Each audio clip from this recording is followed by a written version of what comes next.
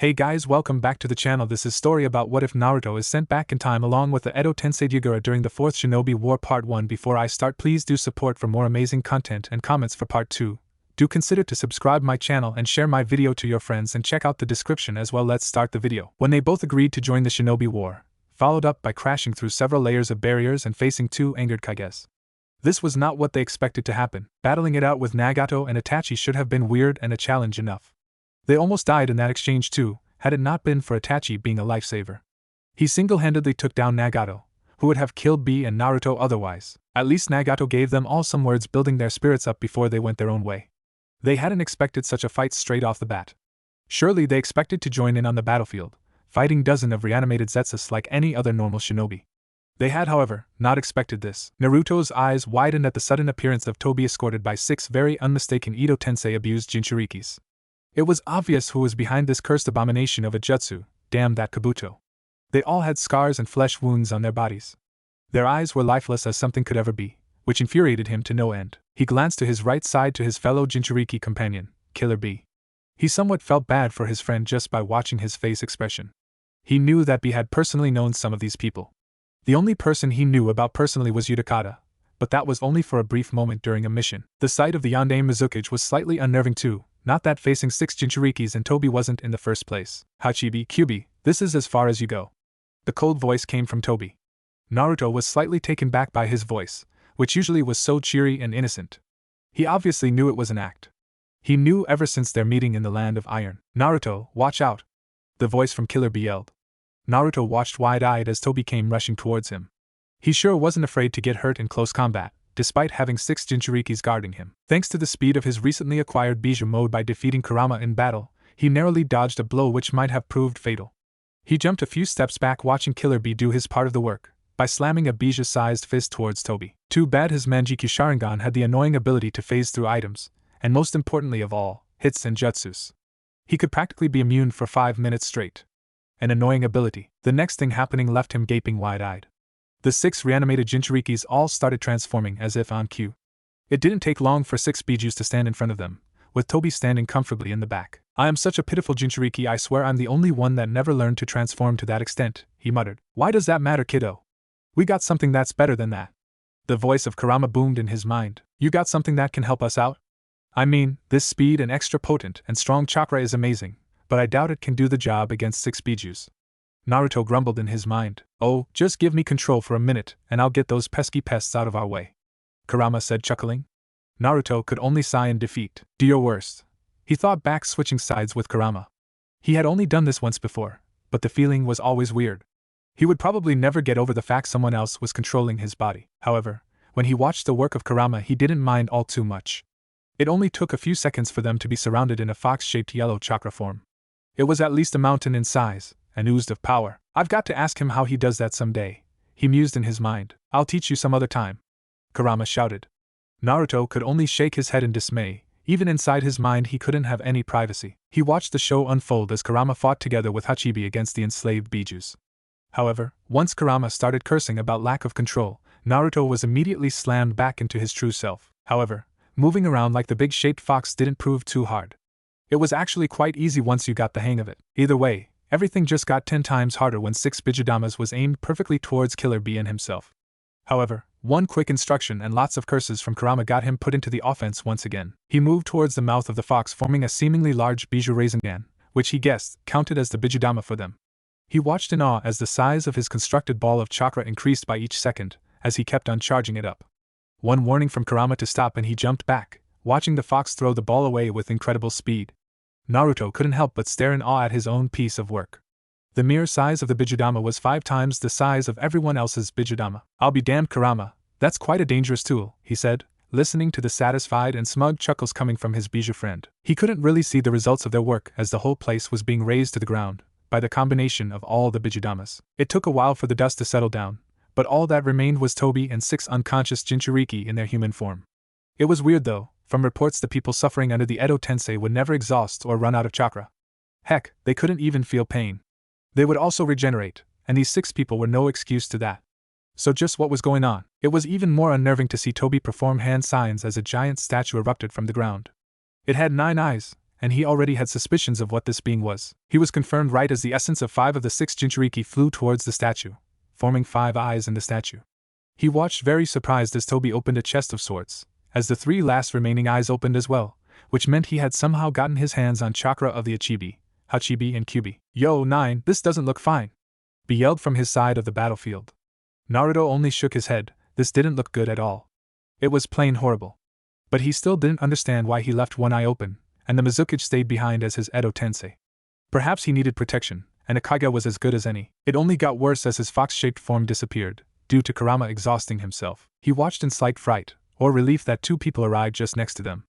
Guy and Kakashi had arrived, for whatever reason and how, he didn't know. Kakashi-sensei, Guy-sensei, what are you doing here? It's not really a proper place to be, you know, he somewhat hissed back at them. He wanted to curse them for being reckless idiots for even thinking of going to a huge Biju battle. You know Naruto, those who Kakashi started, abandon their teammates are worse than trash. Yeah, I know. Damn, anyway, we got some problems here.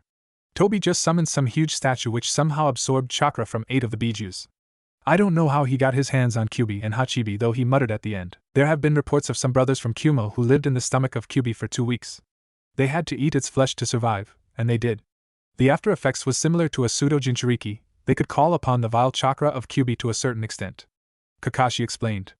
It was reported that they had indeed been reanimated by Edo Tensei, which might be the reason Tobi got his hands on Kyubi's chakra. And I might have lost an arm against that Sasuke guy, but don't worry, we'll work this out like a charm, Be said as he jumped next to them. Well, that's just fantastic, Naruto said, groaning.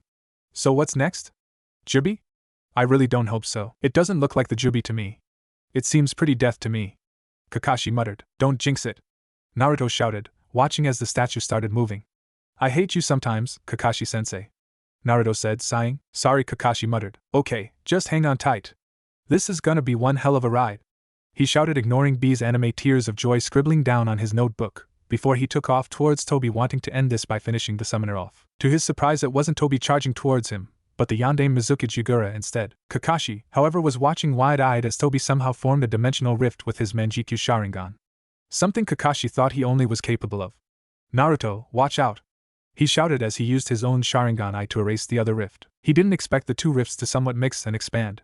He could only watch wide-eyed as Naruto and the Edo Tensei Mizukage got dragged into the rift, watching them fade away as the rift closed. Well, damn, Kakashi muttered. Yo bro, fool ya fool, which side you on?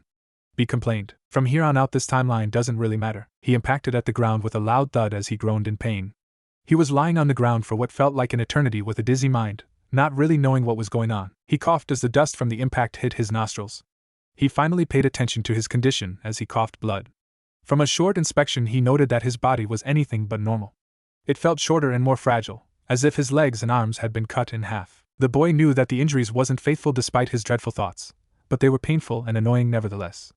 However, his injuries was second priority for now. Kurama would always heal a loose limb anyway, but that brought another question. Where the hell was Kurama? And who was this other being inside him? The thought of Kurama being gone worried him more than he would dare to admit. He didn't want to think about it. For now his main priority was his body, which wasn't, or at least didn't seem like his real body. His legs and arms were shorter than he remembered them. With great reluctance he forced his eyes open once again despite the dust aching his eyes. He glanced at his body and gasped in shock. He was right in his conclusion. This didn't feel like his real body, because this wasn't his real body. The situation was insane in his opinion. He was stuck in a kid's body, or at least he thought so. He ran his hands through his hair, eyes widening in panic at the lack of spiky hair. He ripped a lock of hair out, watching in horror at the color. It was light gray. He ran his fingers over his cheeks looking for whiskers, only to find nothing. Just what the hell is going on? This is not my body. He came to a weird conclusion in his mind. He was somehow given a new body, which wasn't his real body, which somehow happened as he was sucked into a rift along with Yagura. Completely, utterly insane and impossible, he concluded. The thought worried him more than he would admit. He had often seen Obito and Madara perform a technique with their eyes, sucking items or persons into their eyes. Nobody knew what happened to the victims of that specific jutsu, and he was still slightly confused even though he was on the receiving end of said jutsu. He had felt his body stretch to impossible lengths as he swirled into Obito's and Kakashi's rift. It had been a weird and uncomfortable experience, but it had been short and he was grateful for that. He had impacted with the ground shortly after with a younger body, in a forest clearing. Many things could have happened. He might be in a genjutsu, although the idea was unlikely. Kurama would dispel any genjutsu coming from an Uchiha. The fox simply wouldn't allow the influence of an Uchiha to be near them. But Kurama was gone and something else lingered in his body. He might have arrived in a different dimension for all he knew, or simply been thrown away to a random place in the elemental countries. He shook his head in denial. That wasn't a possibility. He wasn't stupid. He knew this was Hino no Kuni. He knew the place from his many travels. Whatever happened had sent him away from his real home into somewhere else entirely. The Hino no Kuni he knew was a battlefield, and the smell of smoke and the sound of explosions was lacking. He sighed, forcing his body up in a sitting position, but with no success. His body was clearly hurt, and despite his best efforts the pain would always push him back to the ground. Being a kid again sucked pretty badly in his opinion. He didn't know if he should feel relief or worry as he heard a group of people speak not too far away from his location. His impact obviously caused a bit of a commotion, and such a situation would normally be investigated by ninjas. It was over here. It doesn't seem like a battlefield in my opinion, it's just a random crater. Look! There's somebody down there. Oh Kami, it's a kid! He heard someone shout. He felt like rolling his eyes. If only they knew. He needs medical attention, one of them muttered just loud enough for him to hear. He's obviously wounded. He's in a bad condition. Naruto forced his eyes open once more, groaning in pain as he opened his mouth trying to speak but to no prevail. He started coughing blood once again, but this time it lasted for quite a while. Maybe I underestimated my injuries. The kid is still conscious. One of them shouted. He's obviously in pain. Can someone give him some medical attention? Another kunoichi asked. Naruto didn't try or bother resisting as someone pressed a needle into his skin. He gave a soft moan. Seconds later he blacked out, welcoming the bliss of sleep. It was night when he finally woke up. He didn't recognize the area or place specifically. It seemed like a hospital if he had to guess, which someone had been kind enough to bring him to as he healed. The room only contained a table, a chair and a soft bed. His body had been bandaged, which he had to chuckle a bit at. His body looked like a mummy, which humored him slightly. He could feel his injuries, but he had felt worse in the past and didn't struggle too much to stand up once again. As he sat in his bed, his mind was running wild with several confusing memories and previous deeds he never remembered having done. The confusing part is, these memories didn't belong to him, but Yagura. He remembered that he is a 7-year-old academy student training in Kiri. His name is Kenji Yagura, a prodigy in fact.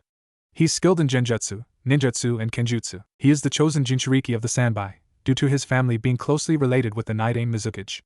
The people doesn't hate or fear him like in Naruto's time due to his Jinchuriki status remaining secret. He is the last of his family line as his parents died at a young age. He is an orphan and a pacifist at heart, and well-mannered. All these memories didn't bother him too much as he imagined they would. They felt natural, as if they were supposed to be there. He knew everything Yagura considered normal.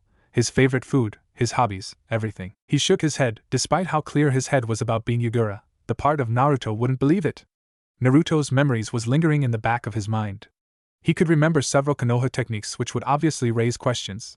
He knew of Akatsuki's deeds, and Yagura's future deeds. He knew about Yagura's future fate as a puppet to Madara. Only now he was Yagura. The part of Naruto felt like screaming in horror and panic, and the part of Yagura felt curious and excited. They were two different yet similar beings in the same body. Naruto could from the memories somewhat compare them to each other. They were both Jinchuriki. They both preferred peace over bloodshed, and both good-natured. Although they had the same ideals, they were as fire and ice in the personality department. Yagura was calm and collected, Naruto was wild and unpredictable. He couldn't quite decipher whether he was Naruto or Yagura at this moment, but he felt like both. One thing they had in common was their dislike about being called short. They both had a short fuse, and a temper able to bring a certain Kushina to shame. A part of him felt like being Naruto through and through, but the logical part told him he should remain as Yagura. He decided then and there that Naruto's personality had to be pushed back for now. At least for the time being. The knowledge could stay, the more knowledge the better. He was curious as to what was going on otherwise. He remembered his body being too short for his liking, and decided to investigate. One thing the two personalities could definitely agree on, this was an annoying change in appearance, although it felt normal. Currently he was looking for a mirror which might give him some insight as to what was going on. Right now, he was slightly more worried than he would ever admit. As he reached a toilet room he didn't hesitate to enter. What he saw would forever be scarred into his mind. He was looking into a younger version of himself as Yagura.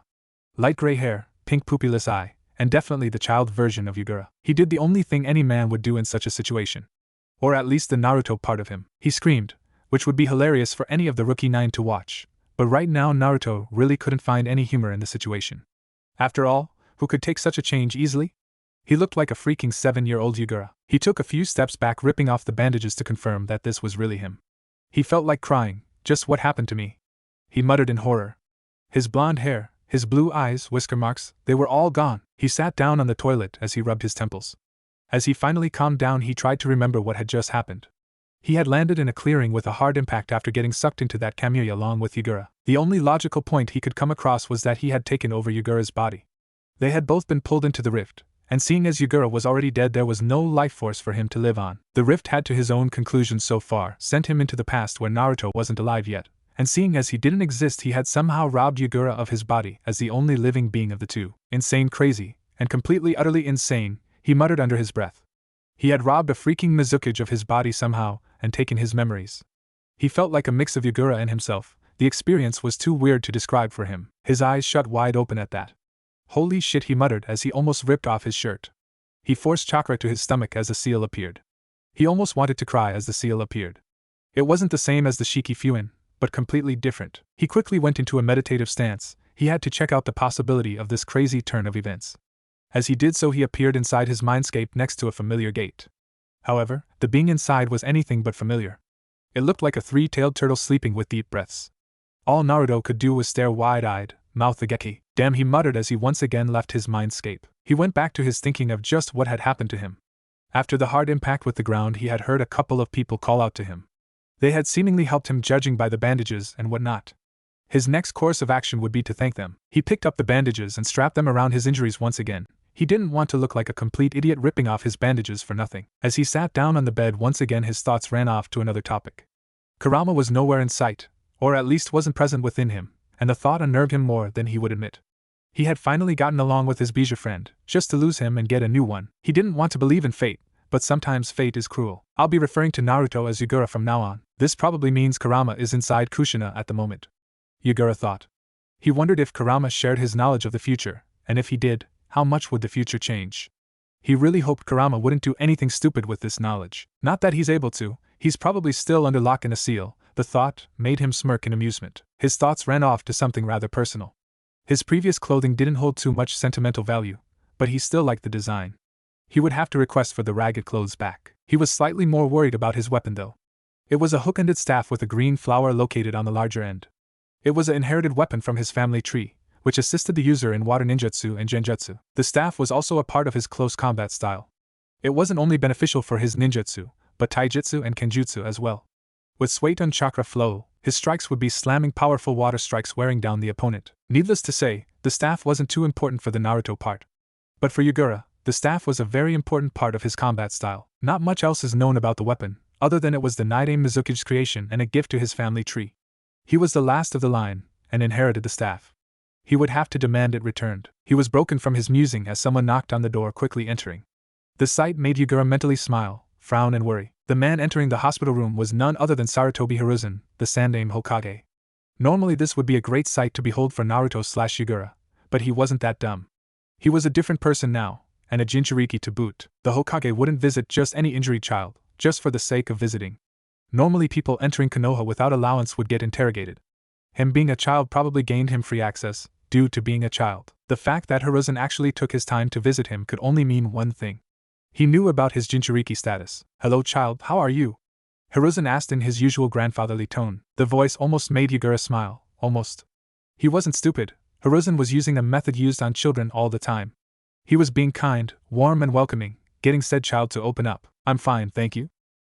Sorry for asking, but where am I?" Yugura asked, looking out of the window confused. "You're in Konohagakure no Sato, young one." "Oh," Yugura muttered a bit wide-eyed. "How did I end up here?" "A few of my shinobi found you on their travels." "You were heavily wounded. Do you remember what happened to you?" Hiruzen asked. Yugura shook his head. "No, I'm sorry, I can't remember." "Do you have any family?" Hiruzen asked. "No, I'm an orphan. My family died when I was young," Yugura replied. "Which reminds me. Did your ninjas somehow pick up my clothes and staff?" "The staff holds sentimental value to me as my only family heirloom." Hiruzen nodded. "Your belongings are safe, don't worry about that." Yugura crossed his arms with a satisfied smile and nodded, although he knew the staff was his least bit of worries right now. He somewhat realized just by crossing his arms with that smile, that he had uncontrollably just used one of Yugura's antics. "Where is your home?" Hiruzen asked. "Kirigakure no Sato," Yugura replied nervously with the smile faltering. "I thought so," Hiruzen said, taking a puff from his smoking pipe. "How is Kirigakure to you?" Yugura's eyes narrowed slightly in a thinking pose. "It's hard to describe. I like Kiri, although the ninjas are harsh. I think the Mizukage is slightly, insane," he said, rubbing his neck nervously. "Kiri is my home, but I can't say I love it there. People are harsh, there are many poor people. People live in fear, I believe some of them nickname it the Bloody Mist these days. Hiruzen nodded at that. Would you like me to send a message to Kiri that we have found one of their inhabitants, or would you like to stay here? You're not an official ninja yet, after all. Yugura blinked at that. Sorry, sir, but what are you implying? Do you want me to stay here? And why would Kiri care enough about one of their average civilians in Konoha? At least that gives me an alibi for not knowing of my tenant. Yet, Hiruzen chuckled. You're quite a special child, you just don't know it yet. You'll find out someday. What I imply is, do you want to stay in Konoha as a citizen? Perhaps a shinobi? From Yugura's memories, war is soon coming up. It is not unheard of for people to defect to other villages while under pressure, or spy missions where they might grow attached. Jinchuriki is something completely else though. Hiruzen, you're playing a dangerous game. War is coming up, and this might very well be the catalyst. While I'm not a missing nin, Jinchuriki is still considered a country's property. I don't know. You're giving me quite a hard choice, sir. I haven't even seen the place yet. Yugura replied. I guess you can be set on a trial, sort of.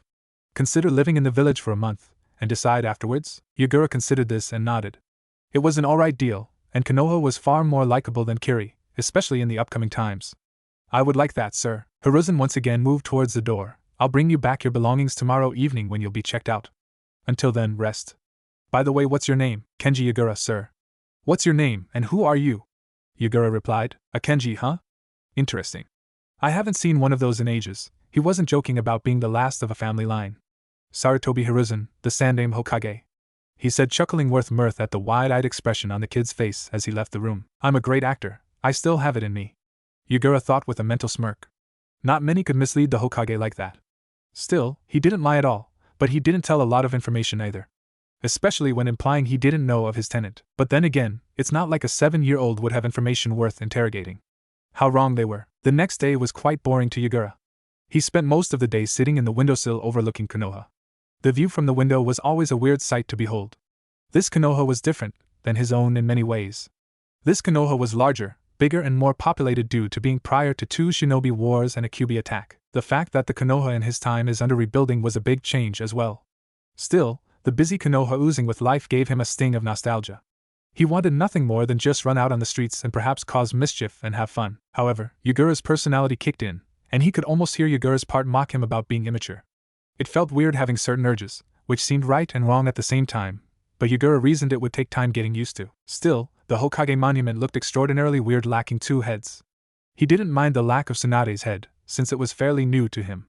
However, the lack of Minato's head looked weird, as if something was very wrong. Minato had after all been his idol for many years as Naruto. He was taken away from his musing as the door opened, and in walked Hiruzen along with a younger-looking Jiraiya.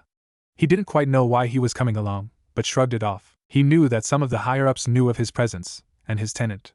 He was under watch, and he knew it. Hokage-sama, Yugura said, bowing. It's good to see you again, Yugura-kun. I brought you your staff and clothing. I took it upon myself to bring a new pair of clothes, with the same design. I must say, it's quite an odd fashion taste you have, Hiruzen said, chuckling. Yugura didn't hesitate to grab the staff and look over the clothes with a smile. Thank you, Hokage-sama, but why go to such lengths? I always heard rumors about Konoha being peace-loving and too good-hearted for their own good. But this is I don't know, just thank you, really, Yugura said with a smile. Not that being good-hearted is a bad thing. I didn't mean to insult your hospitality. Hiruzen waved him off as they gave him some privacy to get clothed. Wearing a hospital gown is something most people would dislike. They returned a few minutes later to see the same kid clothed, and with an eager look. Jiraiya couldn't help but inspect his style. It somewhat reminded him of himself. His own clothing didn't resemble much of a ninja, either did this Yugura person. He wore a gray, sleeveless shirt. He also had short-sleeved mesh armor over which he also wears a green poncho along with a light green sash around his waist, paired with a green apron over his pants. He finished the look off with a hook-ended staff with a green flower located on the larger and held firm on his back. He couldn't help but notice Yugura's eyes either. They were pink with no pupils, almost like foreign Hyuga eyes. The way he stood as well almost gave him a look of authority, and as far as he could tell, he was a mature kid despite his age. This is Jiraiya, one of my former students, Hiruzen explained. You'll be living with him for this month's trial. However, he's a busy man, so you'll probably be on your own quite some time, but I believe you'll behave even when he's not in your presence? Of course, Hokage-sama. Nice to meet you, Jiraiya-san, Yugura said politely with a bow. TSCH, no need to be so formal, kid. I'll teach you to loosen up eventually, he said, giving a firm handshake. The look Hiruzen gave him wasn't a comfortable one. As if saying don't taint the younger generations with your antics, or else. He had obviously been told of the special condition about this kid being a Jinchuriki. That was partly the reason he was his caretaker for the time being. He was pretty good with seals, and should Yugura run wild or the seal fail, he would be there to take care of the problem. I see. I'll look forward to your acquaintance, Jiraiya, Yugura said. He got quite a vocabulary for someone his age. Still, he needs to loosen up. Jiraiya thought with renewed determination. I'll leave the two of you alone for now. Please do lead him to your borrowed apartment, Jiraiya, Hiruzen said as he left once again. Well, come along, Gaki, we've got stuff to do, Jiraiya said with a gesture to follow. The evening had been quite uneventful. Jiraiya had simply showed him an apartment which wasn't too big, nor too small.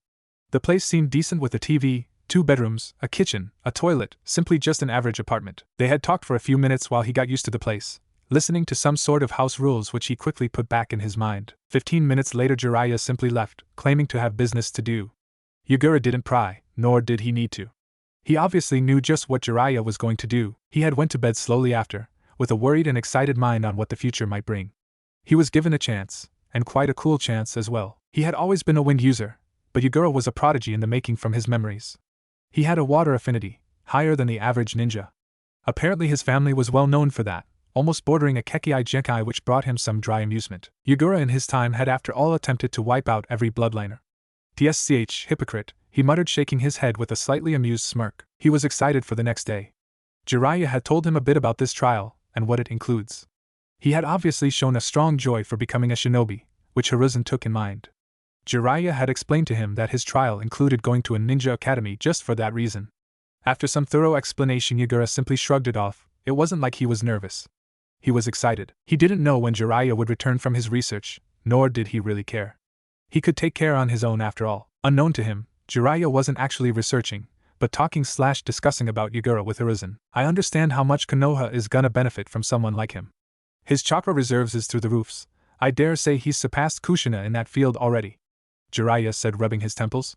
But this doesn't look like you, old man. Usually you would send him back to Kiri as a friendly gesture. What gives, Jiraiya? I do know how risky and possibly stupid this is of us. However, nobody knows that he's actually residing in Konoha at the moment, so no trouble will arise for a while. Another reason is reputation, Hiruzen explained. Reputation? Yes. Reputation?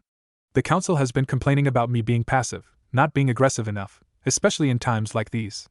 They claim that I am wasting Konoha's potential, and that it is time to do something drastic.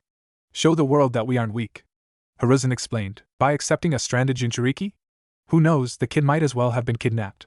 I dare bet $1,000,000 Ryo that Kiri is in panic right now, losing their living weapon, and you let this happen. Why?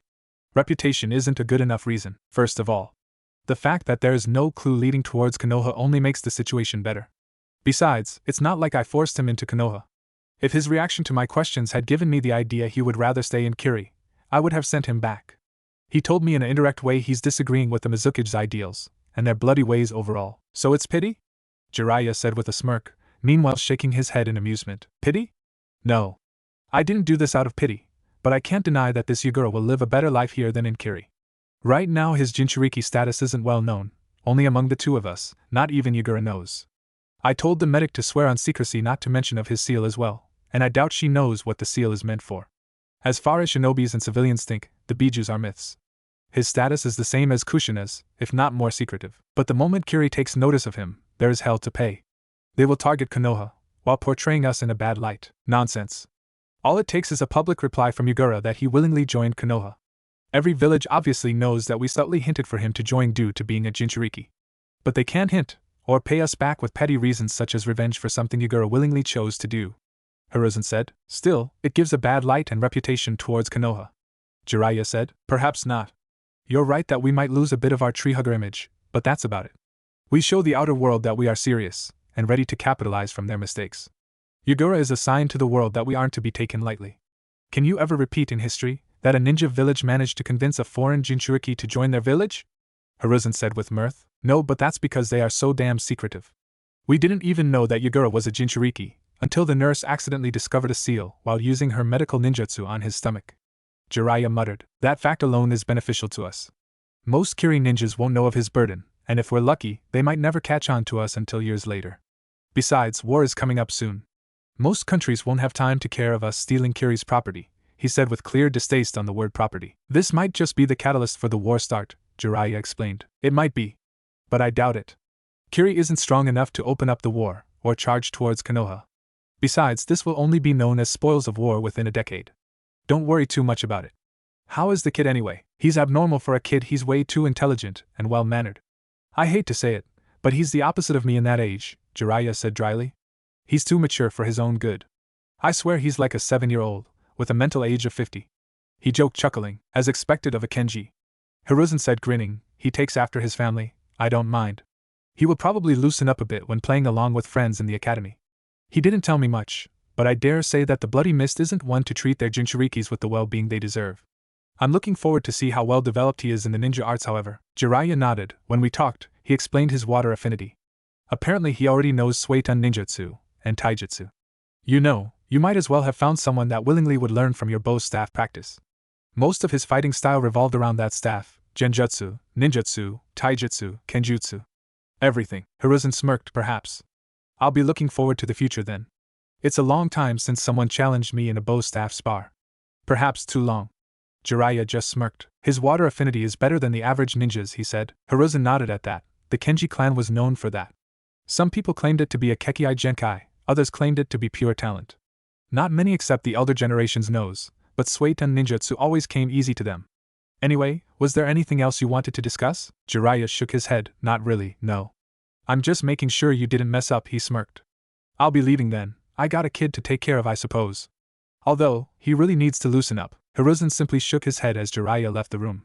I wonder when it's time to tell Yugura about his burden. Either way, things are certainly gonna get interesting in the future, Hiruzen muttered with a grim expression, thinking about the future war. Hopefully this is a good choice. With that said, Hiruzen once again continued his work to his best ability. When Jiraiya told him about his random intervals of visits, he wasn't kidding. Yugura almost felt like the home belonged to him, and him alone. Jiraiya was never at home, and he was no fool not to realize Jiraiya wasn't a person to slack off in one place only. Jiraiya had always been a traveler, and as such walked around the world to view all of the world's wonders. Babysitting was not one of his favorite parts.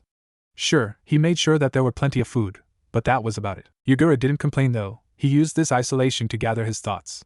He was surprised at how easy and calm he took this situation. Needless to say, Yugura had a positive influence on his personality in this sense. He would later realize how beneficial Yugura's traits actually was. He would remain focused on a topic, whether it be boring or not. Naruto never had this ability to stay calm and learn from a verbal perspective. He had always been a reckless person, and a hand-to-hand learner. He couldn't tell how much it sucked getting stomped by a 7-year-old in the maturity department. At least he was more mature than Jiraiya these days, and he bashed in that glory. Not that he would ever be able to tell anyone about it, or even mention it. He actually had this gut feeling he was annoying the soon-to-be legendary Sannin ninja. His calm and confident authority attitude, which almost was a contrast to his old self, which could almost be mistaken as being stoic, definitely annoyed Jiraiya. The older, always cheerful and joking ninja, and the little kid who displayed maturity way above his years. Yep, Yugura was definitely an annoying enigma to Jiraiya. He had within a day attempted many attempts at Yugura opening up, which he did, just not in a way Jiraiya preferred. The answers to the questions was replied with a vocabulary way above his years, and an air of authority which seemed so foreign to a kid, although Jiraiya was pleased with his manners. But still believed he needed to loosen up. Most parents or adults would relate him to a noble if anything. Heck, Yugura didn't find his attitude to be bad, quite the opposite in fact. Still, it brought him amusement of how Jiraiya kept on losing his calm. Yugura in his memories as Naruto could easily remember Jiraiya and the way he acted around kids. It was something he took great pride in. He was great with kids and always able to make them laugh.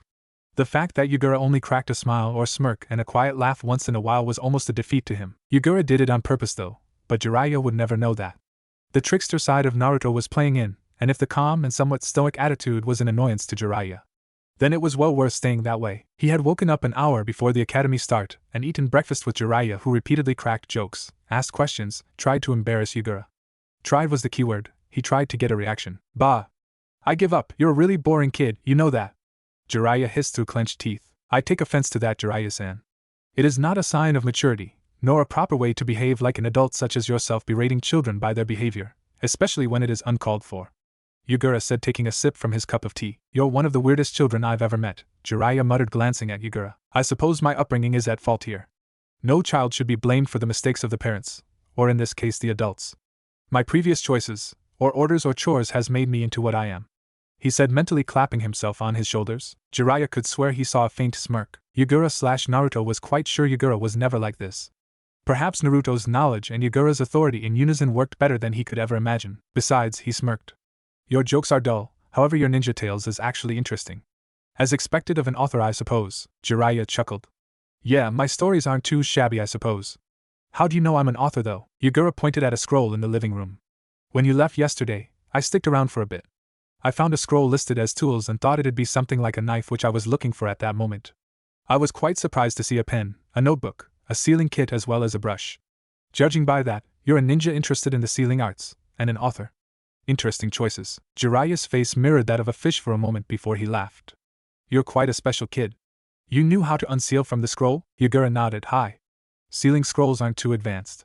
After all, using a seal is not hard, it is the creation of the seal that takes skill and experience. Jiraiya nodded. That's right. But how do you know? I've never tried by myself. I was curious to try once upon a time, but the man that inspired me held me off. He claimed it to be too dangerous without experience and precaution.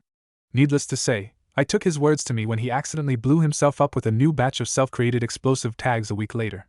Yagura said, frowning somewhat. And that doesn't scare you the least bit? Jiraiya asked. Are you crazy? It scared me shitless, Yagura said, chuckling, smiling with crossed arms. But the art seemed interesting. It seemed never-ending. The amount of possibilities with the art can go on to no end. Imagine creating a seal made for time traveling or dimensional traveling. All sorts of sealing arts. It's just too exciting to be honest. Jiraiya laughed at that. Seems like you took a liking to Tefue and Jutsu. I like your reasoning as well. That was my own reason for taking the art up as well. Not many people are taking up the sealing arts. And those who do, usually end up injuring themselves. If you're lucky, kid, I might just teach you someday. That'd be an honor, Jiraiya-san. Anyway, I'm better off now. The academy starts within 15 minutes. Nonsense, kiddo, Jiraiya said, still smiling. I'll take you off with a jutsu when the time comes. For now, let's talk. It's the first interesting conversation I've had in a while, and the first one with you that doesn't drive me nuts. Yagura smiled back. Of course. The jutsu you're talking about doesn't happen to be Shunshin no Jutsu? He asked as the conversation went on and on from there. It was a nostalgic sight that met Yagura's eyes as he, along with Jiraiya's Shunshin, arrived in the training grounds at the academy. The academy still looked the same, although the students was different. He couldn't complain about that. After all, he too was a different person, both in the flesh and mind too. Thanks for the trip, Jiraiya Gigi, Yagura said, grinning at Jiraiya's widened eyes at the nickname. It seems I managed to get a rise out of you, before you did to me, huh? Yagura said, still grinning. Jiraiya smirked though. Heh, I'm not old enough to be your Gigi. Call me uncle if anything. I'll see you around, kid. Ja-and-e. Yagura gave one last wave as he walked towards the academy with calm steps. His face remaining impassive as people pointed at him, whispering about his attire and weird staff attached to his back. It was ironic how easily Yagura got attention and glances without even trying, whereas Naruto's previous self wore orange and acted like a loud mouth just for the smallest bit of attention. He almost felt like Yagura was a superior being. Let's see room 23, Yagura muttered as he strolled along the corridors. As he finally reached it, he didn't hesitate opening it, walking into a loud and wild classroom with children he couldn't help but recognize despite their age. Two Hyuga brothers looking quite similar sitting next to each other. The Hyuga brothers Hayashi and Hisashi. There was Tsum, Shibi, Shikaku, Inoichi, Choza and some others. However, he was quite surprised at seeing a certain red-haired girl in the back, and another blonde-haired kid with spiky hair a few rows in front of her. The sight was quite an odd one to Yagura. Kushina was in the middle of beating up a boy, and she did an impressive job at it. He almost swelled with pride just watching. All attention was on Kushina anyway, which he used for his own benefit, and silently strolled through the classroom with a hidden smile, unseen, picking a seat close to a window. He cracked a small smirk as the beaten-up kid ran away with a bloody nose, although his comment about outsider or tomato almost made himself retaliate. The overprotective side of Naruto kicking in. He mentally sneered at the boy instead, noting down to kick his ass in a spar sometime. As the class quietened down, people went back to their talks, without noticing him. He was quite thankful for that. It gave him a chance to learn about the students in the classroom. Without their knowledge, he listened in on whatever conversation they had. He found their topic of discussion boring, childish, plain, and utterly primitive. He sighed. Here he was an overly mature 7-year-old Yagura with a 16-year-old Kage-leveled shinobi's knowledge and reckless attitude. These years would be, as Shikamura always said, a drag. The class finally quietened down as the two senseis entered the classroom with an air of authority. They didn't hesitate to start the class with a name call, Kagura Hiro. Here, Kenji Yagura? He said, glancing around the room. Here. Yagura replied with no hesitance or stutter, quite abnormal for a child at that age. They would usually show signs of nervousness. There was none at all for Yagura. You're the new student then? Welcome to the class in that case. Are you new in Konoha? Their sensei asked. Hi. I originated in Water Country. I was brought to Konoha recently after I suffered an injury. The Hokage requested me to stay as a civilian of Fire Country in Konoha, which I accepted. How did you know? Yugura asked, curious. Your choice of clothing is quite an odd sight to behold, at least in Konoha. Yugura nodded. I suppose it is. It did give me some odd glances this morning, Yugura said, smiling with a shrug. Not that I care, really. Anyway, I'm Mikazu, and my assistant here is Michi, he said, pointing at his assistant, who gave a wink back. Yugura merely gave a nod in return. The class continued as normal after the name calling. It was at this moment the Naruto part truly learned to praise Yugura's attentiveness in class. Every sort of knowledge came to him as a sponge. He couldn't help but notice the not-so-subtle differences between the Konoha Academy and Kiri's academy. This academy had a different approach, going towards a more relaxed environment, rather than emotionless soldiers. In Kiri they wouldn't learn history or math. They would probably learn reading, and end it there.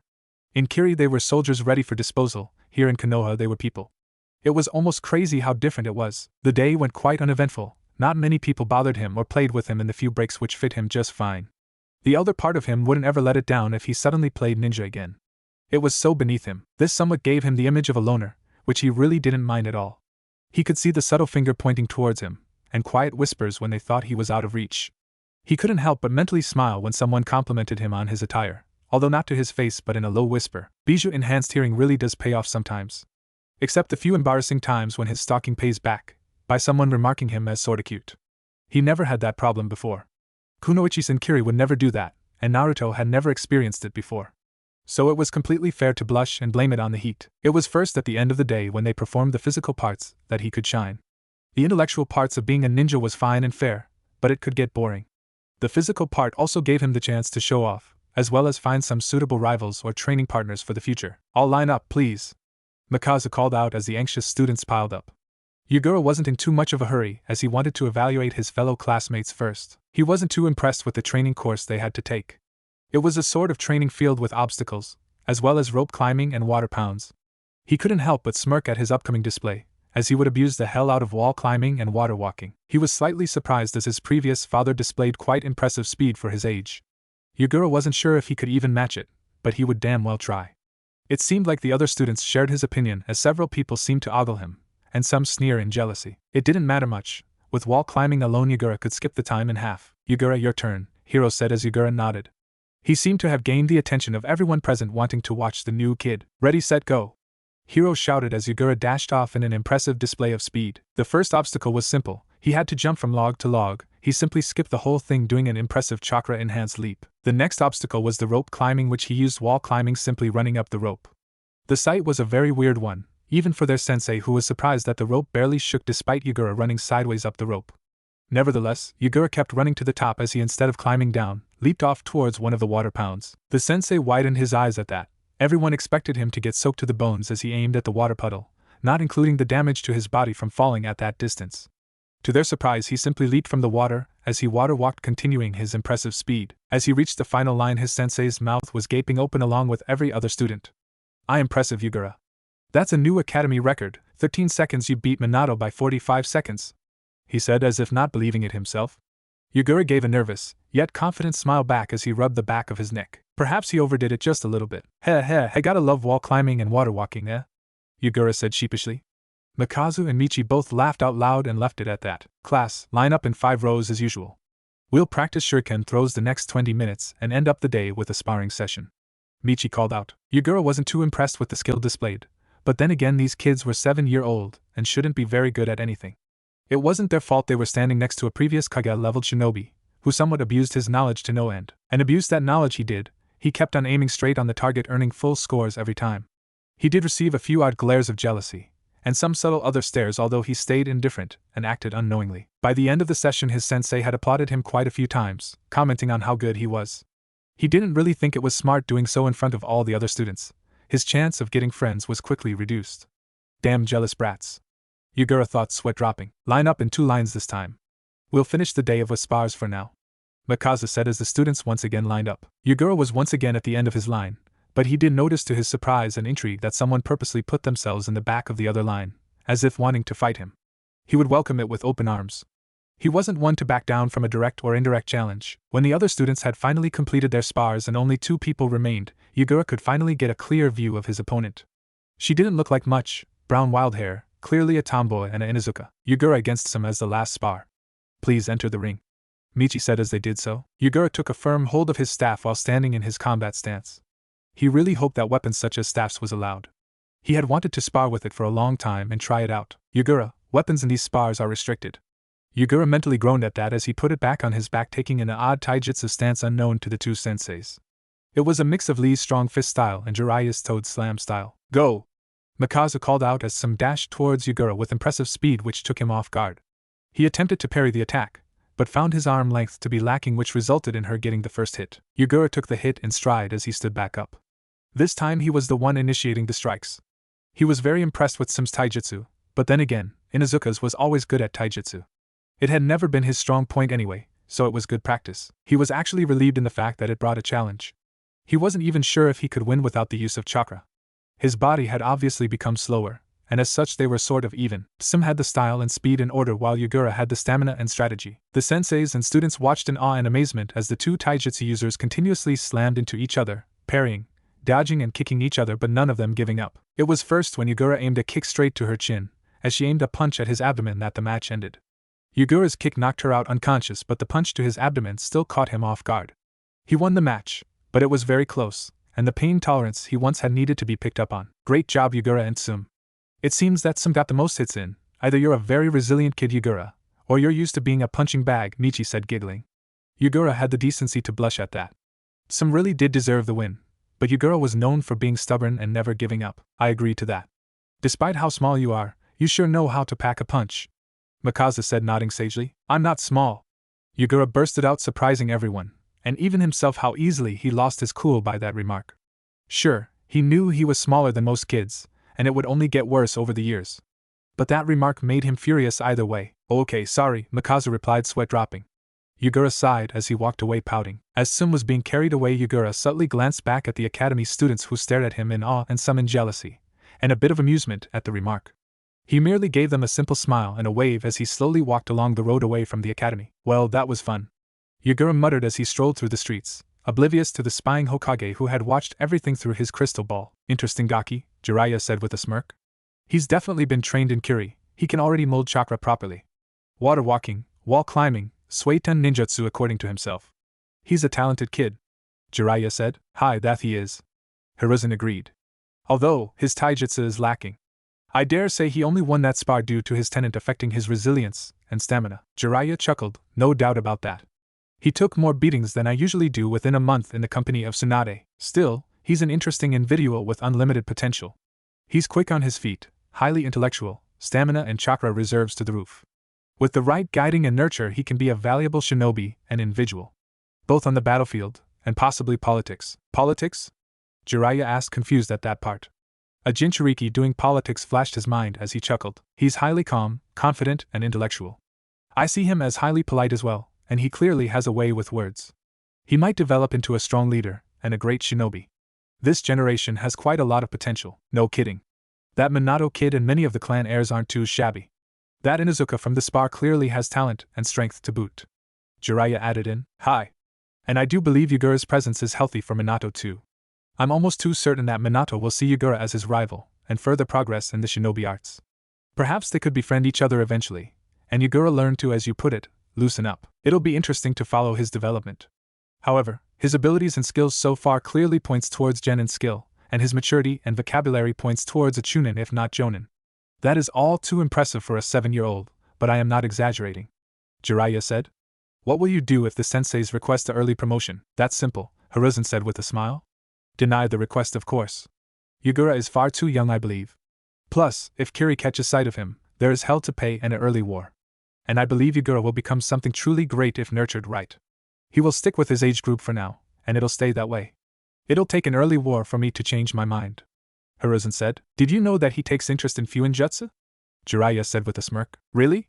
That's quite unusual, especially for a child, Hiruzen said in a thinking pose. Interesting. He's no normal child, that much is for sure. I think I'll take him up on a spar today. We saw his taijutsu moves, but imagine how good he is when using that staff. He did tell us it was his main combat tool. That might be interesting. I might just be watching in on that spar, Hiruzen said. At least I learned one crucial lesson to this spying orb, Jiraiya said, grinning like a madman. Oh? And what is that? Hiruzen asked. I know how to get a rise out of the gaki now. Who knew he was so sensitive about his height? Jiraiya all but shouted. Hiruzen merely face-palmed. Jiraiya, get out of my office. Hiruzen said, but Jiraiya was already gone. He's such an immature and reckless adult, I wonder if placing him with Yugura was a wrong decision, he muttered, glancing at the paperwork with twitching eyes. Katon, Gokakyu no Jutsu. Fire release. Great fireball technique. He let out a relieved sigh at the sight of the burning paper as he reminded himself to get a copy of today's paperwork before taking his leave from the office by the window. It was an early evening when Jiraiya finally decided to test out Yugura's current skill level, and perhaps get an idea of his potential. Yugura was at that moment busy training in a field, and just by observing Jiraiya couldn't help but admire and look in awe. Yugura was at that moment practicing his Suiton Jutsu control, and just by one look, Jiraiya imagined a future Yugura rivaling that of the Nidaime Hokage at Suiton Jutsus. Yugura didn't perform any specific jutsus other than creating a pond. He had afterwards tried to manipulate the water to his will, getting a feel for the water, for future practices with Suiton Jutsus. He knew he was quite prodigious in the arts from Yugura's memories, and from the few history lessons they learned of Yugura while he was in the academy as Naruto, he could literally see the potential. Yugura had been close to the Nidaime Hokage's skill level in Suiton Jutsus, and not much else was known other than he was strong. Yugura knew that relying on ninjutsu was a bad thing. He could somewhat see himself excelling in taijutsu and kenjutsu to a proper degree. He was fast and flexible. He was small, which might be an advantage, as he was a harder target to hit. The fact that his combat style, both close combat and range combat, relied on one weapon, his staff, made it all better. He could surprise his opponents in close range just by switching completely from taijutsu to kenjutsu to using jutsus. It seemed he still excelled in being unpredictable even as Yugura. Although, this time his unpredictability actually made sense and looked smooth. That's quite impressive for a short gaki like yourself, Jiraiya commented, mentally cheering as Yugura clenched his fists. Ha! I managed to get a rise out of him, tsch, this kid is too easy. I am not short. Yugura shouted back, red in the face from anger. Whatever you say, brat. Jiraiya said offhandedly. So, what is it you're doing? I'm training. Or well, that's what I was doing until a certain someone wanted to disturb me, Yagyu replied, still glaring. Tsch, in that case you should be thanking me. I am offering you an all-out spar against the future shinobi legend Jiraiya, the Gamma Sage. Jiraiya boasted. He knows Senjutsu already? Yugura pondered. Although, he never perfected it, and getting A from Ma and Pa isn't fair. An all-out spar? Do you think you're ready for that? Yugura asked with a smirk, anger all forgotten. I'm not going easy on you, old man, cocky brat. Tell you what, if you get a hit in on me, I'll treat you to dinner. How's that sound? Well, that sounds great. Any restaurant that sells a proper fish dish, and I'm in. Fish? Why do I like fish of all things? Yugura pondered. Doesn't gakis like yourself usually dislike fish at this age? Jiraiya asked, chuckling. Whatever, come at me, which Yugura did. Taking a firm grip of his staff, he swept it towards Jiraiya, who smoothly leaped above it. Naruto followed up by another kick at the flying Jiraiya, who easily blocked the taijutsu moves from Yugura. It continued like this for at least 20 seconds until Yugura decided for a different approach. He would never get close enough with taijutsu and kenjutsu alone. He had to stick with nin and genjutsu. He attempted another kick as he instantly swiped his staff towards Jiraiya's abdomen. Jiraiya prepared for a quick block, but was left surprised as Yugura called out a jutsu. Water release. Rising corral ripples. Yugura shouted as ripples appeared from the ground, quickly moving towards Jiraiya. It was only his quick reflexes that made him jump away in time. He decided to test his opponent's defensive abilities with a fire jutsu, which should in theory be beaten by Yugura easily. Fire release. Great fireball. Yugura wasn't one to disappoint as he almost subconsciously used the defensive jutsu to wipe out the flames. Water release. Tearing torrent. Yugura said, extinguishing the flames, somewhat smirking as Jiraiya got all wet. It was a defensive technique, and didn't do any harm, but Jiraiya getting wet was only a bonus. At least he felt great about it, until the wet Jiraiya poofed away. Kage bunshin, but then ga. Yugura thought as his reflexes saved him from a strike from the perverted sage. It seemed Jiraiya wanted to test his taijutsu and binjutsu/kenjutsu. Yugura could tell Jiraiya was holding back, but he didn't mind. This meant that he could finally go all out and test his limits, and he could very well say he was beyond pleased. For a 7-year-old, he truly did kick ass. They kept at it for another 5 minutes until Jiraiya decided enough was enough. He did another fire release. Great fireball. This time, however, Yugura surprised Jiraiya immensely with one jutsu. Water release. Water mirror technique. Yugura shouted as he smoothly oscillated the staff in circles. Once the fireball collided, the somewhat big fireball reflected back towards Jiraiya, who kawarimed away. Impressive technique, Jiraiya muttered under his breath with a smirk.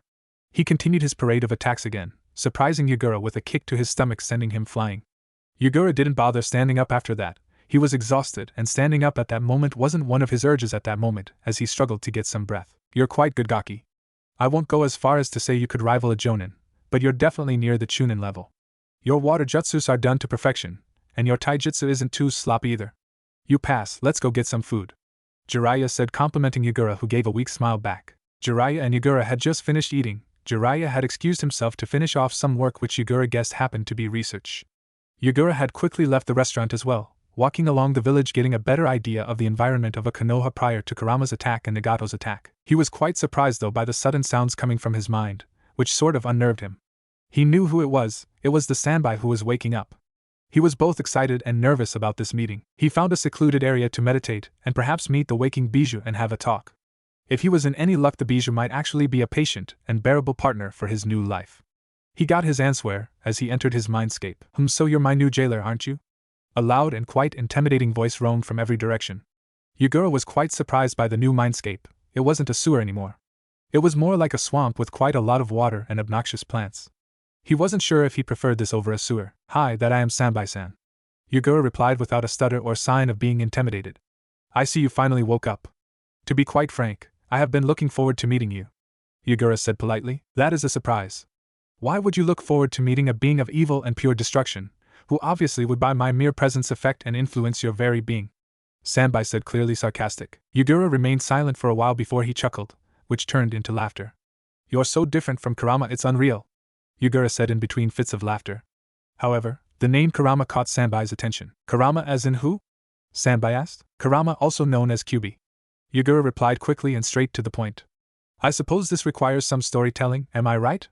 Aisabu, Yugura said, smirking at the immediate reaction from the turtle in front of him. Why, you know my name? But how? Aisabu replied, stuttering in an almost shy and shocked manner which Yugura couldn't help but chuckle at. Would you believe me if I told you I inherited some memories from the future? Yugura said, catching Aisabu's attention. It's confusing, but I'm still trying to get the facts straight. I'm not sure if I am Yugura, or this Naruto person whose memories invaded me a few weeks ago. Yugura started sitting in a thinking pose for a while. Anyway, I'm from the future, which is where I learned your name from. This Naruto met you and the other Bijus, whereas you told him your name along with the others. At this point in time he attempted to save you all from your prison, and the possible reforming of the Jubi. Yugura said, but stopped as Aisabu interrupted him. Jubi? Someone attempted to reform our older destructive form? Aisabu asked, clearly unnerved and slightly afraid. You're definitely more different from Kurama. I'm sure we'll get along just fine. Even though Kurama was a nice buddy to have, he was really good at annoying people, Yugura said offhandedly. Anyway, to answer your question, then yes and no. 30 to 40 years from now an organization called the Akatsuki will attempt to reform the Jubi. However, the people leading the group is merely children at this time. My appearance in the past will automatically change everything happening in the future, so I can't be sure of anything. Yugura said. I see. However, my doubts of you being from the future, or receiving memories from the future have been thrown away. I have never told anyone my true name, and Kurama would only tell people who earned his respect. I'll look forward to getting to know the person gaining the respect of Kurama. Aisabu said with mirth. I am however confused. You see, my memories from Naruto states that the Yugura from the future, who might I add was dead and reanimed by a forbidden jutsu. He and I were caught in a time rift jutsu, which somehow ripped us to the past, in a childlike Yugura with only memories of his 7 years of age. However, Naruto's body had disappeared and all his memories is now fresh in my mind. This leads me to believe that Kurama also knows of the future, perhaps. He is currently sealed inside of one Uzumaki Kushina, who is Naruto's mom and the current Jinchuriki of Kurama. Interesting. So you inherited this Naruto's memories. I suppose it could benefit us some. Don't worry about retelling your whole life story. I will look in your memories if you will allow me? Aisabu asked. Yugura smiled back, of course. I'll lessen the seal to your liking. You'll hopefully be able to alter your surroundings to your preference, and the ability to communicate with me through my mind. Thanks. By the way, what do you want me to call you, young one? Aisabu asked in almost a sage-like voice. You sounded really old just then. Which you are. Never mind. You can call me Yugura, he said smiling. So be it, Yugura. I'm looking forward to being your partner in the future, Aisabu replied. Yugura, who had messed a bit with the seal, merely smiled back, likewise Aisabu. I'll see you around, he said, fading away back to reality. That's one problem solved, Yugura thought with a smile.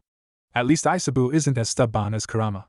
Bless that monster-sized turtle. I would prefer you didn't refer to me as monster-sized turtle, Aisabu replied as Yugura's sweat dropped. Sorry, I suppose I should find a more suitable nickname. Kurama was Furball. I'll find one for you eventually. Meanwhile, Aisabu had been looking through a few of Yugura's memories and found a suitable nickname. Sounds okay with me, Shorty. I'll see you around. Aisabu replied quickly, turning off the connection with his vessel. I'm not small. You hear me? Hey! Yugura roared in his mind, receiving only silence. Silently cursing the turtle, he walked away, swearing to find a proper nickname for the turtle. Over the last month, Jiraiya already knew Yugura was an odd and unusual person he'd have to live with for now. He had been practicing with Yugura in spars, and sealing tutorials, and learned quite a lot about him. He was calm, had a fierce temper if someone messed with him enough, but his insight and mentality spoke of someone much older than him. Sometimes he felt like he was the one being talked down to. Yugura was clearly a prodigy never seen before, and that wasn't including his weird special abilities. He had some weird jutsus, which involved creating corals. He didn't even have an answer as to how he used it himself. Truth be told, it was an ability inherited from Isabu, also known as the Sanbai, but Jiraiya and Hiruzen couldn't know that anytime soon. Jiraiya had also caught several moments when Yugura's face expression suddenly changed from passive to frustration, angry, joy, and mirth. He had sudden mood swings and always seemed to think elsewhere or unfocused until someone caught his attention. Although Jiraiya knew he was always aware of immediate danger, a good trait for a shinobi. Despite all this, Yugura seemed to be a great shinobi. Not many would catch on to it, but Jiraiya and obviously the Professor Hiruzen had caught him on it. Yugura was always aware of his surroundings, and he already knew his surroundings perfectly, as well as the ninjas in the area. They figured that Yugura indeed had inherited a minor sensory ability. He was able to locate ninjas within 25 meters range, which wasn't much, but still an useful ability.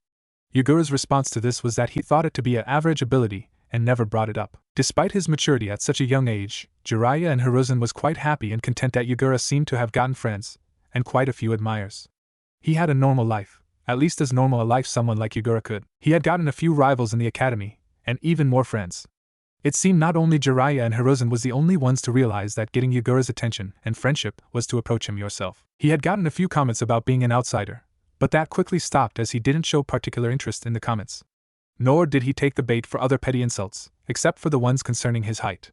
People quickly learned to stop calling him that. Hiruzen hadn't quite gotten over the fact that Yugura had visited him in his office, by order of the principal of the academy, concerning 2 broken legs and a broken arm on an academy student, with Yugura as the guilty assailant. That particular act had seemingly gotten him respect from the boys in the class, at least to stop bothering him.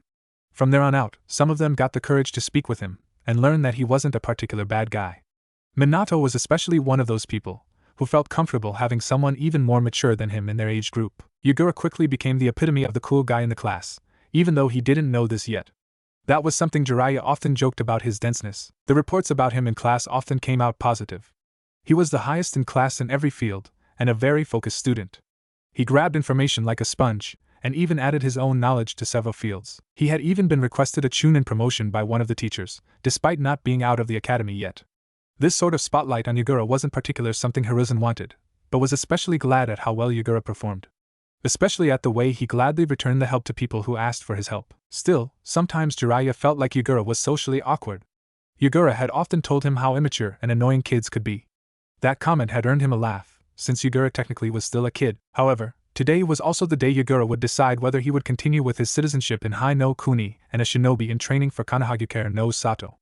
A month had passed since their deal had been made, and Hiruzen was eager to receive an answer, even though he was certain what the answer would be. His thoughts were taken away as the door slid open, and Yugura walked inside with his current guardian, Jiraiya. Hiruzen took the time to once again admire Yugura's attire, which always seemed so foreign. The very same outfit he had worn every day in Konoha, and somehow made a new trend for people. Hokage-sama. Yugura greeted with a bow and a smile. Hiruzen gave a nod in return and a smile. Yugura-san, please take a seat, he said, which Yugura didn't hesitate at all in doing so. So, what is your decision regarding citizenship in Hai no Kuno and becoming a shinobi in training for Konoha? I accept, Yugura replied with no hesitation. Jiraiya and Hiruzen merely smiled, not surprised in the least. Although, when Kiri realizes who I am. Don't complain about paperwork, Yugura said, eyeing the already big pile on the table. He had told Hiruzen of a weird experience where he was dragged into his mindscape, and had a talk with the Sanbai. He had gotten the story of his burden from Hiruzen and Jiraiya from there. He wasn't lying, he had been dragged in by the Sanbai. The only lie was, he already knew of his condition. At least this way he could talk freely about it, should he need help regarding the seal or other sorts of problems. He had been strictly told to tell of Noon but Hiruzen and Jiraiya. So far only those 3 knew of his condition, and Yugura took that advice to heart. He wouldn't even tell Kushina, not for another decade or 2 at least. Don't worry about that, Hiruzen replied, fearing more of the politics rather the paperwork itself regarding Yugura. I'll take care of that. For now, it would be best to sign a few paper contracts, as well as get an apartment for yourself, seeing as Jiraiya's mission is over with. Yugura sighed. Can't I just keep the current apartment? It's not like Jiraiya Gigi stayed at home anyway. It's more my home than his, just throw him out instead of me. Yugura said, crossing his arms, which was a trait he never really got rid of. I can do that instead as well, Hiruzen replied, not quite sure why he didn't think of that. You'll receive a monthly allowance until you're ready to work as a genin for the village and earn your own money. You'll get an account and the same rights as a citizen of Konoha. Sounds fair enough to me.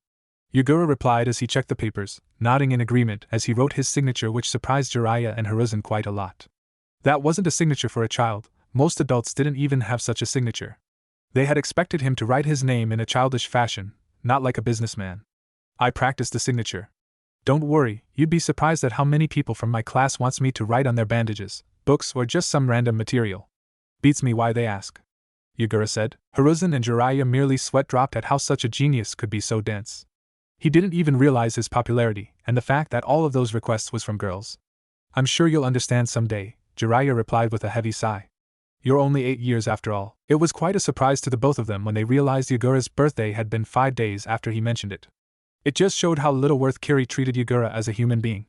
Not even realizing the need for a celebration at a birthday. The irony in that was actually, it wasn't Kiri's fault for Yugura's neglect of his own birthday. But Konoha itself, since Naruto never had celebrated any birthdays. Yugura decided to keep that point to himself and simply agreed with their logic. Whatever, arrow Jiraiya GG. Yugura replied with a snort. Is that all, Hokage-sama? Yes, I believe that is it for now. From this day on, you don't have a guardian, and I will gladly be the first to welcome you to your new home, Kenji Yugura. Hiruzen said with a true smile. Thanks for taking me in, Hokage-sama, Yugura replied, genuinely happy with a smile of his own. I'll take my leave then. See you later, Hokage-sama, and arrow GG. As the door slammed, Jiraiya scoffed. He's such a brat. He'll look back on these days someday and scream at how stupid he was. If he played it right, he would be a lady killer in a few years. Hiruzen laughed at that. He's still in the age where he probably thinks girls are gross and weird. Despite his maturity, he's still just a kid. It's getting harder and harder to remember that though. Jiraiya said. Whatever, I'll take my leave then. I've been staying in Konoha for way too long anyway. I wonder what Tsunadeheim is up to, he said with a giggle which Hiruzen chose to ignore. He simply sighed as Jiraiya left, secretly hoping for a soon release of the series Ika Ika after reading the first version himself. I wonder when Jiraiya wants to settle down, perhaps take over the Hokage's seat, he muttered. He's probably gonna teach that Minato whom always calls out for his dream to become Hokage just to stay away from the job himself. Perhaps Orochimaru, he muttered, sighing as he once again focused on the paperwork, focusing on the soon-to-be Shinobi War. Even though he didn't like it one bit. The academy students would have to graduate earlier, and the current genins would receive promotions despite the lack of skill and experience. The next few years would be harsh times, and he knew it. However, at least the young generation showed more promise than ever, and that was something he would protect at all costs. Perhaps it is time to step up the game, he muttered, taking one last look at the paperwork, sighing as he resumed his work. Promotions was in order, and he had to prepare for war. Chunin was needed, and genin had to replace the Chunin for the village work. It didn't come as a shock, but more like a surprise to Yugura when the Sandaime Hokage, Sarutobi Hiruzen, declared that Konoha was in war. He had so far been in Konoha for 5 months, and already knew that the Second Shinobi World War would start eventually. The civilians, as well as the shinobis, was in a hurry to prepare. Weapons, supplies, food, everything had to be prepared. Masses of Jonin and Chunin would be placed on the borders to fight for territory and goods, which would most likely cost most of them their lives. Many of the current unexperienced genin had received promotions to Chunin, despite having a good reason except wartime for this. The academy had been pushed forward. The historical subjects, as well as math, had been pushed away.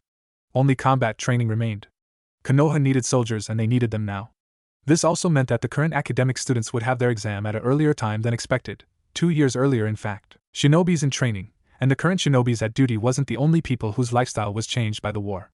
Many civilians was taken away to the borders as well, many of them being cooks, getting paid cooking for the shinobis, as well as weapons from blacksmiths, tailored clothes and medical tools was being supplied. Many people would be sacrificed for the war, but they would gladly do all this for Konoha to come out at the top. And quite frankly, Yugura couldn't help but feel slightly pleased at the opportunity at passing just a few years earlier than expected, despite the reason being wartime. It had to happen sooner or later, he reasoned. He would learn more, and not just sit around in Konoha doing nothing, conversing with a proud pervert, or occasionally talking with a Hokage stuck in paperwork. He couldn't say that talking with his peers around his age wasn't fun at times, but sometimes so very annoying too. That was probably mostly why he kept sitting in the most secluding of places, and only socialized when other people initiated a conversation with him, and not the other way around. That usually meant he seemed more social than he usually was, since the children his age wasn't shy whatsoever. In fact, they seemed to flock around him, which he honestly didn't know what to think about. It was Naruto's dream to get such attention, although to the Yugura part it was an annoyance. Over the months Yugura had gotten used to the idea of having Naruto's memories, and made good use of them. His chakra reserves made it possible to use Kage Bunshin during most of his training exercises, although he did this in private. He had spent 5 months so far in the academy, and ironically learned more about combat than his previous life as Naruto did within 5 whole years.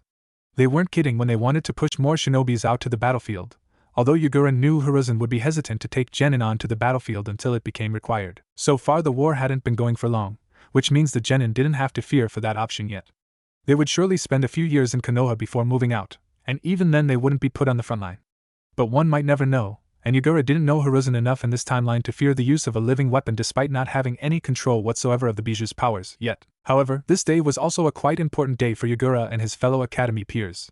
Today was the graduation exam to become a Jonin, which was 2 years earlier than expected before the wartime. Everyone expected Yugura and Minato to pass the exam with barely any effort, seeing as they were the prodigies of the class. Yugura had been positively impressed by Minato quite a lot over the few months he spent in the academy. Yugura had no doubt that Minato would have surpassed him ages ago, had he not been cheating somehow with the extra knowledge from Naruto, even though it was abysmal, despite having a few strong techniques. However, Yugura felt that he owed Minato the honor of using those techniques for himself. He would make a name himself rather than rely on techniques developed by other people. Even the Raisin Shuriken was considered a bastardized version of the Rasengan in his opinion, and it was even Kakashi coming up with the idea himself. No, this time around Yugura would show his own worth, and make his own legend. He wouldn't rely on the work of others, and his goal for his new life was to up Minato one all the time. He had to work hard, that he knew. The Hiraishin was an impressive jutsu, and to overcome that, he had to work hard. But for now he would simply enjoy being superior to the other blonde. So how did the exam go? Yugura asked curiously at Minato. He simply wanted a few hints at what the exam required. It went smooth, I think. It could have been better, but I nailed it anyway, Minato replied with a flashy grin. Yugura nodded back at him with a smile. He noted that Kushina came back out of the room with a headband, although she seemed to glare at anyone within her sight. Yugura chose to look away wisely. Kushina hadn't opened up to him too much, not that he tried. They had only spoken a few times, and figured they had a few things in common. They didn't mind each other, but unfortunately they couldn't quite call themselves friends, like he could with Minato. It didn't seem like Minato had any such luck either getting into Kushina's better circle, which Yugura mocked him about quite a lot. It was no secret amongst the two, about Minato's obsession with the red-haired tombish girl. Kenji Yugura, please step inside. Michi called out into the room. Yugura didn't hesitate in the least, he seemed anxious and wanted this over with quickly. He received a few good looks which he nodded back with a small smile. He received a grin and a thumbs up from Minato, which he mirrored. As he stepped into the other classroom he noticed 3 instructors, none of them being his usual teachers. It seemed they did this as to not play favorites. Kenji Yugura. Welcome, and good luck with the exam. To start off we'll be doing the 3 traditional academic jutsus and move on from there. Please perform a bunshin, kawarimi and henge for us. Yugura nodded as he formed hand seals. Miza bunshin no jutsu. Bunshin no jutsu. He called out as 6 clones arrived, 3 of each. He received a nod as 3 of the clones disappeared, forming a few puddles on the ground, causing a few instructors to frown. He followed that up by performing the kawarimi with a chair and a table. Afterwards he did 3 henges of the 3 instructors in front of him, which they nodded at, seemingly pleased. Very great, Yugura. Please follow Hiruzen outside where we will evaluate your taijutsu skill, and end it there. Unless you have more to show, of course, such as a self-learned jutsu, it will come into play in the exam if you're able to do that. Yugura merely gave a nod back as they walked out of the room for the training grounds. He noticed that the sparring ring seemed almost destroyed from the previous fights. No doubt Kushina and Minato was the reason to this. They were the only ones destructive enough to fight at that degree. When you're ready, Yugura, Hiro said, smirking as Yugura snapped back to reality. I'm ready, sensei. Yugura said as he threw his staff to the ground as well as his green coat which he wore due to it being winter. He would never tell Minato that he got the idea from his future Hokage cloak. He couldn't fight with the coat on though. He went into his stance smirking back. Here I go! He yelled, leaping towards his sensei. They brawled for a bit, but Yugura became slightly frustrated, not enough to lose his calm. Yugura never lost his calm unless. Is that all you got, shorty? Hiro asked, smirking, not knowing the immediate danger he just caused. Yugura's eyes narrowed. He's so gonna get it. Without further warning, Yugura repeatedly put his taijutsu moves to great use, working harder than ever just to score those few hits on his sensei, whom Yugura believed deserved a bad beating. Yugura didn't care that his sensei seemed to retaliate out of shock, and instinctively accidentally ripped his shirt to pieces in a defensive maneuver. Yugura simply kept on pushing Hiro backwards, as he kept the advantage of the fight. It was a great thing too that Yugura had the stamina required to fight like this. He aimed a punch at Hiro's abdomen, which was one of the few spots he could actually aim at due to his height. He was blocked with no problem, but a quick slide kick from Yugura caused Hiro to lose balance. At this moment he continued it up by a side kick straight to the side of Hiro, listening with satisfaction from the groan of pain. He followed that up by humiliating Hiro further by grabbing the man, who was at least twice the height as him, and threw him straight out of the ring to the muddy grounds. He flashed an evil smirk at Hiro, until he heard the clapping from his other senseis. Great job Yugura, a bit on the rough side, but definitely a worthy show. One of the unknown senseis said, grinning at the muddy Hiro, who gave a dirty look at Yugura. Hey, you broke my shirt. Payback is sweet, Yugura said back, frowning at his clothing. And it was a gift too, damn. He muttered. The exam is over now, unless you got something special to show. Hiro said, grumbling as he muttered about 2 skilled brats this year. It seemed this wasn't the first time he got beaten. Just one jutsu? He asked and received 3 nods in return. Alright, I believe I have one. He said, walking towards a few water puddles for the extra aid. Suetun, ja no kuchi. He called out as a snake of water appeared, rushing towards one of the few trees in the training ground. The academy teachers watched intrigued as the water snake collided with the tree and exploded into a river, meant to carry away the enemy, although the tree remained stuck. Impressive jutsu, Yugura. You pass with flying colors. One of the senseis called out. Yugura grinned in return as he received a hitite, quickly tying it around his right biceps. As he returned to the previous classroom, he simply gave a thumbs up and a smug grin back at Minato, who mirrored it. They were doing just fine, and Yugura expected nothing less but Rookie of the Year. Although he had to fix the broken shirt problem first, he received too many unfamiliar looks which unnerved him greatly. Rookie of the Year, Namikaze Minato! Hiro shouted out, receiving a loud gasp from Yugura. It was a close game for the first place, but it seems Yugura was just a tiny bit behind. Yugura couldn't believe it. He simply sat there, mouth open. Just how did Minato actually beat him? He was flawless. He was perfect, he did nothing but perfect. How? He glanced at Minato, who grinned mockingly back at him. The class seemed as surprised as Yugura. Just what had happened? Yugura wasn't a bad loser. Despite how much it hurt his pride, he would accept his loss like a good friend. He wouldn't be a sore loser, and Minato truly deserved praise for actually being such a genius. He was a worthy rookie of the year. It seems you aren't too perfect after all, huh, shorty? Minato said, grinning in his victory rush.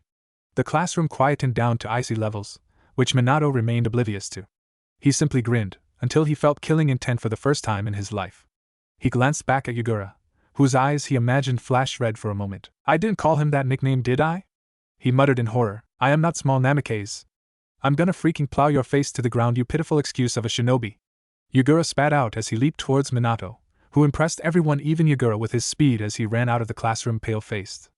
Yugura growled as he simply trailed after him, throwing shuriken in every direction as the rest of the classroom followed them to their best ability, although the 2 superior rookie genins were too quick for them to follow. The following day, people weren't too surprised when a smug-looking Yugura sat stoic-faced in his usual seat, grinning at a blonde-haired genin with bandages from top to toe.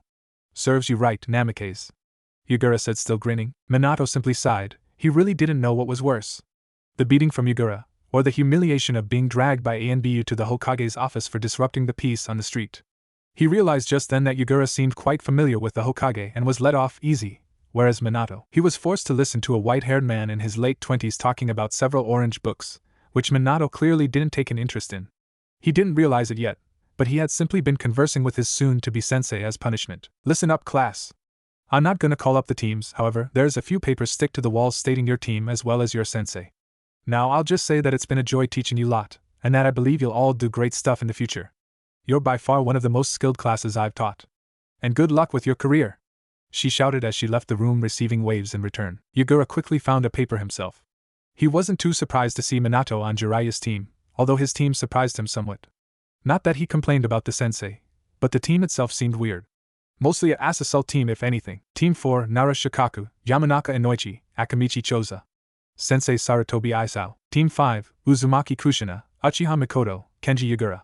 Sensei Hataki Sukumo. Team 6, Inuzuka Tsum, Hyuga Hizashi, Aburame Shibi.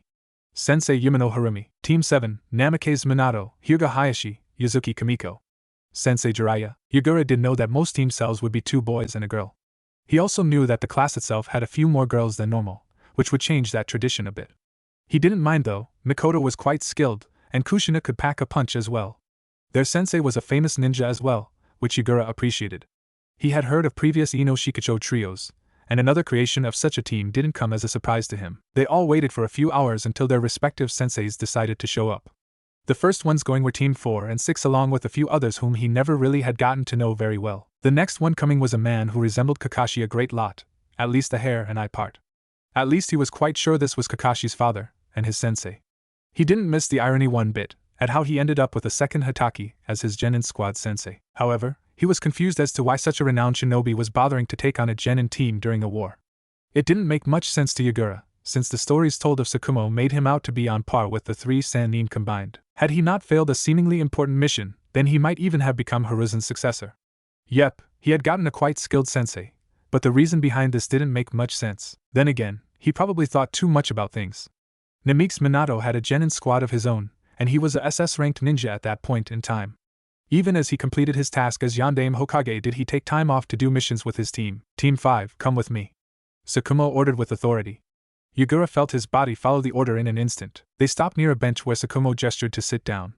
Alright, it's tradition for Konoha shinobis to tell about yourselves before you start working as a team. This is done to make comradeship, as well as work better as a team. I'll go first. My name is Hitaki Sukumo. I like training and my wife. My dislikes are arrogant fools and traitors. My dream is to make a family, and possibly make a big name of myself.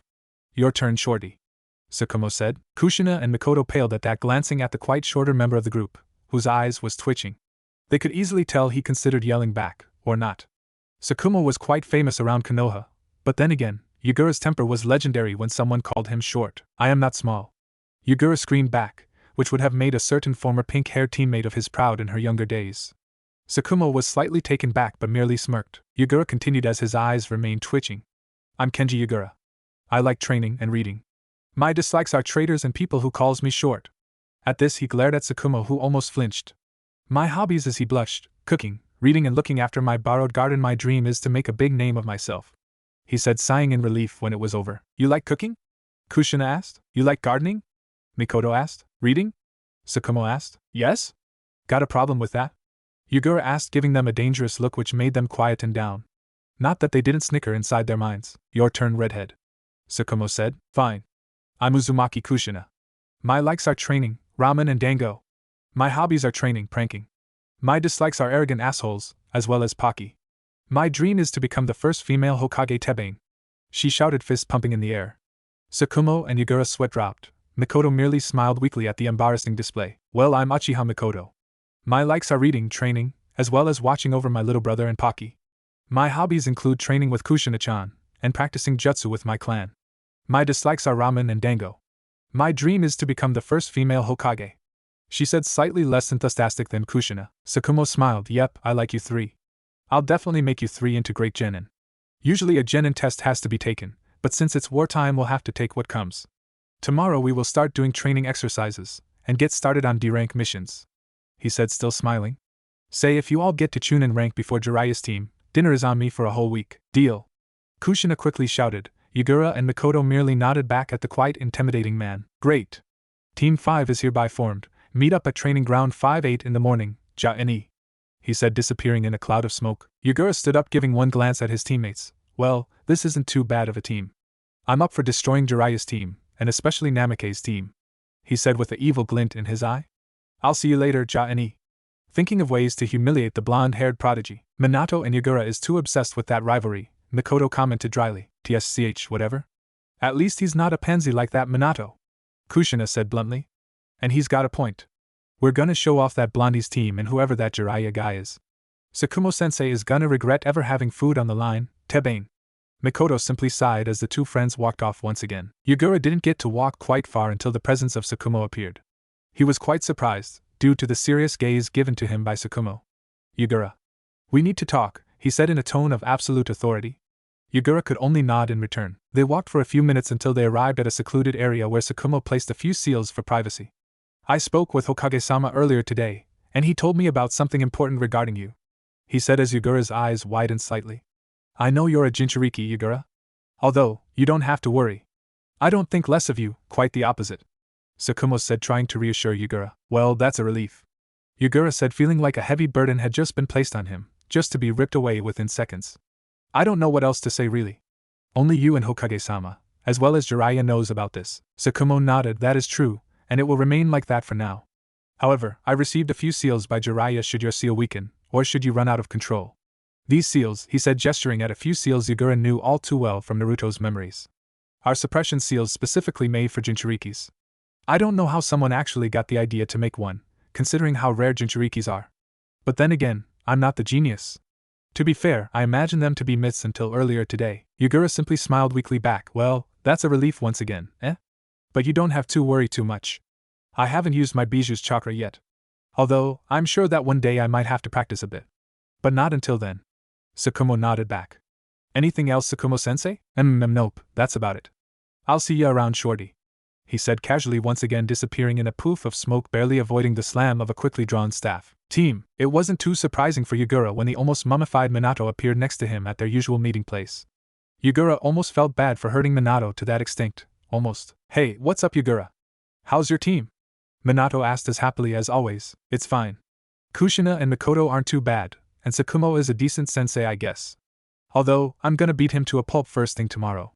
Yugura said, glaring at nothing in particular. He didn't call you SH, did he call you that name? Minato asked. He didn't get an answer, although the loud sound of gritting teeth was enough of an answer. You know, you might actually have become Rookie of the Year, had the senseis harassed you enough with that nickname. They did. Yugura replied dryly, clearly still not over that minor defeat. Minato merely roared with laughter at that, ignoring the twitching eyes of Yugura. With one quick successful attempt at shutting the blonde up, Yugura asked the one question Minato wished for. So how was your team? If Minato's smile could get any wider, Yugura was sure he would get scarred for life. It wasn't too bad. Jiraiya might be an oddball, but I think I like him, Minato said, still smiling. Oh, is that so? Yugura said, rolling his eyes. I lived with him for a month, and I'll definitely not do that again. Minato chuckled but waved it off. No, you see, I was injured enough to pass up on a test, but my teammates wasn't lucky enough, he said, grinning again. It seems Jiraiya-sensei has a thing for toads. He literally forced them into toad costumes as a part of the test. I've never seen Hayashi so embarrassed and angry in my life. You should have seen it, and Kamiko's look of pure panic just made my day. He all but shouted with laughter. No way, Yugura muttered, his lips twitching into a smile at the thought of Hayashi in a frog-like costume. Yes way. Apparently that wasn't the first time Jiraiya did such a test. Although, I believe his prior students was from a kindergarten. Minato muttered in a thinking pose. Did you get any pictures? Yugura asked. Minato furiously nodded. Yugura couldn't help but laugh and demand copies. The very next day was a golden day for Team 5. They had at first expected to do training exercises and complete boring D ranks. However, Yugura brought a better idea, which Sukumo and Kushina all too quickly agreed with. Now, Yugura wasn't too much of a prankster as Naruto had used to be.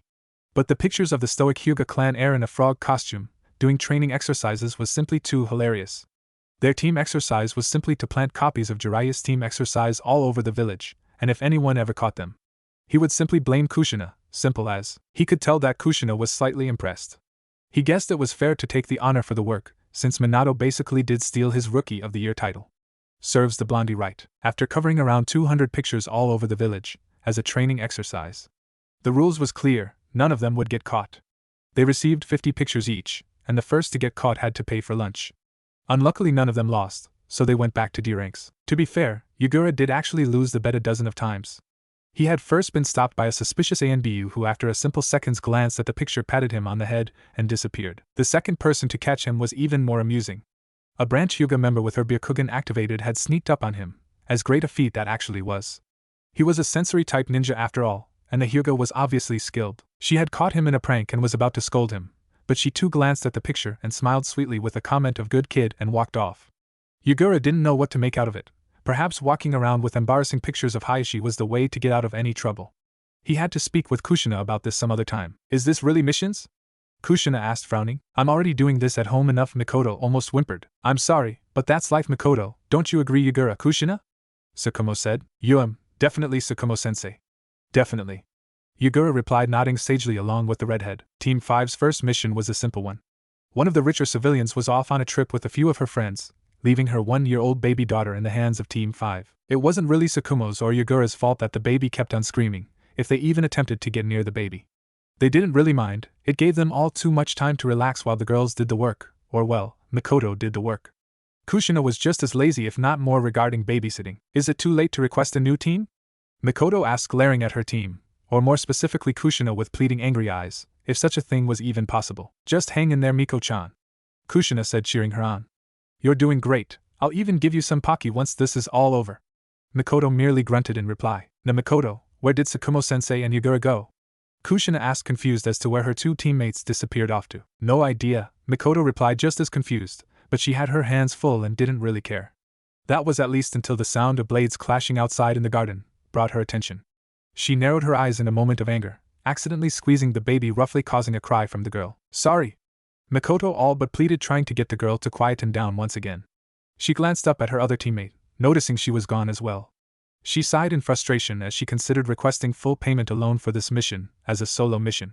The sounds of training and fighting from the outside only made her that more determined to get full payment. Well, that was a waste of time, Yugura muttered with a frown as he watched Mikoto's smug smile counting her rios. I'm not giving you any Pocky for that, Miko-chan, Kushina muttered, also frowning. Now come on, Mikoto. What did I tell you about earlier? You can't leave your comrades behind, it's simply not in the will of fire. Sukumo commented in a scolding tone. Now you listen. She hissed back, watching in satisfaction as the 3 cocky teammates flinched. I spent 8 hours with a crying crybaby who is even more impossible than my little brother. I agree with Hokage-sama, you should all feel ashamed of yourself, Mikoto said, pointing an accusing finger at them. Sukumo sighed. I suppose you're right. Miss Hikari actually commented on your work, she might request us for another mission soon. Mikoto glared but remained silent. No. I want to do real missions, she hissed, Yugura and Kushina nodding along. How about gardening tomorrow? He asked as Yugura's eyes glinted in excitement. Or painting a fence, he said, causing groans of frustration from his teammates. Or ramen test eaters. Yes. Kushina all but shouted. I believe he was joking, Kushina, Yugura said dryly, face-palming. Kushina's mood fell drastically with I'm sorry team, but for the next month we are going to be doing D ranks. Until then we can't request a C rank, unless the village requires it. Believe me, once this month is over, we'll be doing C ranks all the time, Sukumo said as his students seemed satisfied with that. Tomorrow we won't be doing any D ranks though, instead we'll focus on our training. I haven't seen any of you in work yet, which will be a perfect opportunity tomorrow. Meet up at Training Ground 5 at 8 once again, and we'll train, unless Yugura hits the jackpot with a great prank once again, Sukumo said. Hi sensei. The 3 of them shouted in unison, dashing off, but not before Yugura gave a smug look at Sukumo, disappearing in a cloud of smoke just a few seconds before his sensei. Well, the kid's a learner, Sukumo said dryly, ja-ne, disappearing in a poof of smoke. The next day might seem like one of the worst days for training for some people, especially people from Fire Country, considering the heavy rain. Yugura wasn't one of those people. He as a Suiton user couldn't praise his luck more. He didn't even need to bring his sealed water bottles for today, since there was plenty of water to use. This was also the perfect opportunity to showcase his skills for his sensei, who might give him some pointers or new jutsus. He had picked up a raincoat and ran towards Training Ground 5 with a huge smile on his face. As he approached his 2 teammates with the biggest smile ever present and a mood that couldn't be any better, which confused his 2 teammates, who was sulking at the idea of training in this weather. Hello my fellow teammates. Wonderful weather today, don't you think? Yugura said, grinning at the heaven which thundered and rained heavily. Are you crazy? Mikoto hissed. I can't use my fire element at all in this weather. This is gonna be a disaster, she muttered. Kushina shrugged. She didn't know her own element and didn't care. Ha! I'm in my best field today, water element on a rainy day. It couldn't get any better, Yugura exclaimed. Where's our sensei? Behind you, Kushina said, smirking. Yugura didn't believe her, but turned around anyway. He was shocked to see the man standing behind him, giving a quite spooky image as the light from the thunder almost made him flash from black clothing to a ghost-like figure with white spiky hair. I thought you were a sensory type of ninja, Yugura? Sukumo asked with mirth. I am. I don't know why I didn't sense you though. It happened yesterday during that picture placing challenge with the Hyuga, Yugura said, not really noticing his mistake there. It was more of a spur-of-the-moment thing, as he was still slightly unnerved by his sensei's entrance. So you did lose after all, Kushina shouted with an accusing finger. Yugura slapped a hand to his face, realizing his error. I suppose I did. Anyway, let's forget about that for now and train, yes? He said, clearly not satisfied with the turn of events. Right. Mikoto, you'll be fighting me first, okay? He asked as Mikoto reluctantly nodded. As the 2 were in a taijutsu fight, Yugura glanced at Kushina as he searched for something in his pocket. Here, take this, he said, giving her a piece of paper. What's that? She asked, confused. Yugura's eyes rolled as he bluntly said. Element paper. Push chakra through it and see your element for yourself. But keep it somewhere dry from the rain, otherwise you can't see. Kushina nodded as she took the paper, forcing paper through it. She noticed as it became wet instantly. Damn. The rain must have hit it, she said, furious. And no, it didn't. That just means you're a water element user. Oh, she muttered, is that good? Yugura shrugged. It's alright, I suppose. I'm a water element user myself. If you asked me, it kicks ass. Although, it's not the best for offensive techniques, but it's definitely one of the cooler ones. You can trap your enemies with it, as well as make them slide all over the place. You should have seen this one time with Minute. Yugura, you're up, Sukumo called as a limping Mikoto walked back at her previous spot. Yugura shrugged as he walked towards Sukumo. Remember, Attack me with the intent to kill, otherwise I won't learn anything about your current level," Sukumo said. Yugura nodded and immediately withdrew his staff, swinging it towards his sensei, who simply grabbed the staff. Yugura expected that, and with the extra help from the staff and his arms, swung a heavy kick towards his sensei, who merely used his foot to block the attack. Sometimes being short was really a nuisance. He took a few steps back, forming a few hand seals. "Mizan no Bunshin no Jutsu," he called out as two more Yuguras spread around the field. One of them initiated a taijutsu match with Sukumo, who played along. The other Yugura formed another couple of hand seals as a distraction, Suetun, Ja no Kuchi. As a snake of water rushed towards Sukumo, he merely leaped above it, watching with amusement as the Mizu Bunshin was attacked instead. His amusement ended as another jutsu was called, though. Suiro no Jutsu. Yugura watched with glee as he captured his sensei in a water prison. He smugly walked next to the water prison with the biggest smirk available as his sensei glared at him. Although, something was wrong with that glare, which turned into a smirk as he poofed away from existence.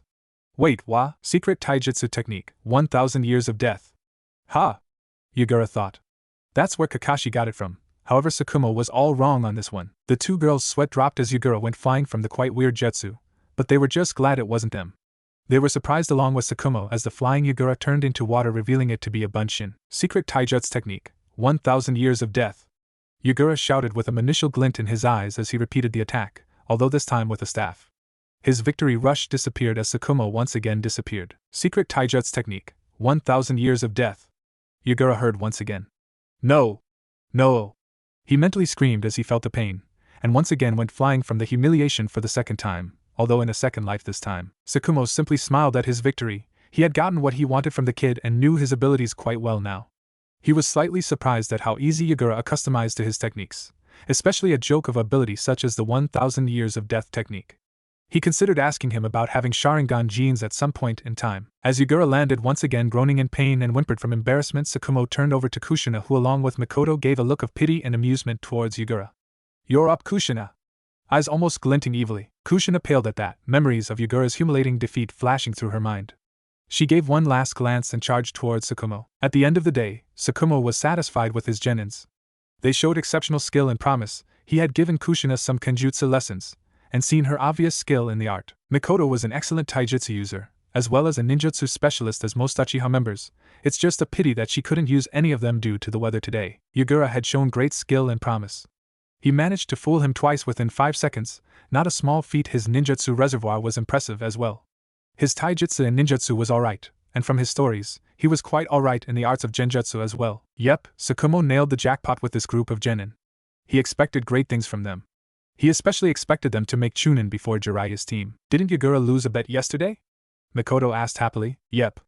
I believe you have to pay up for lunch today, Yugura," Sukumo said, for once not calling him shorty due to being quite hungry. "Alright, let's get some fish or sushi then," Yugura said in a quite sad tone. "I don't want fish today, it's cold and rainy, and you want fish?" "I'd rather eat ramen than fish, and I hate ramen," Mikoto complained. "Ramen it is," Sukumo said as Kushina cheered. Mikoto and Yugura simply sighed. "I know this awesome ramen stand, come on," Kushina said, gesturing towards a certain road. "Ichiraku ramen?" Yugura asked. "What's that?" his 3 teammates asked at the same time.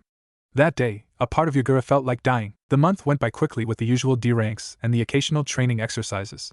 The team along with Sukumo was clearly getting bored out of their minds, and couldn't wait for the upcoming C rank. Kushina and Mikoto might have been less enthusiastic if they knew that most C ranks involved killing, and the sensei had a job getting their genin used to killing on such missions.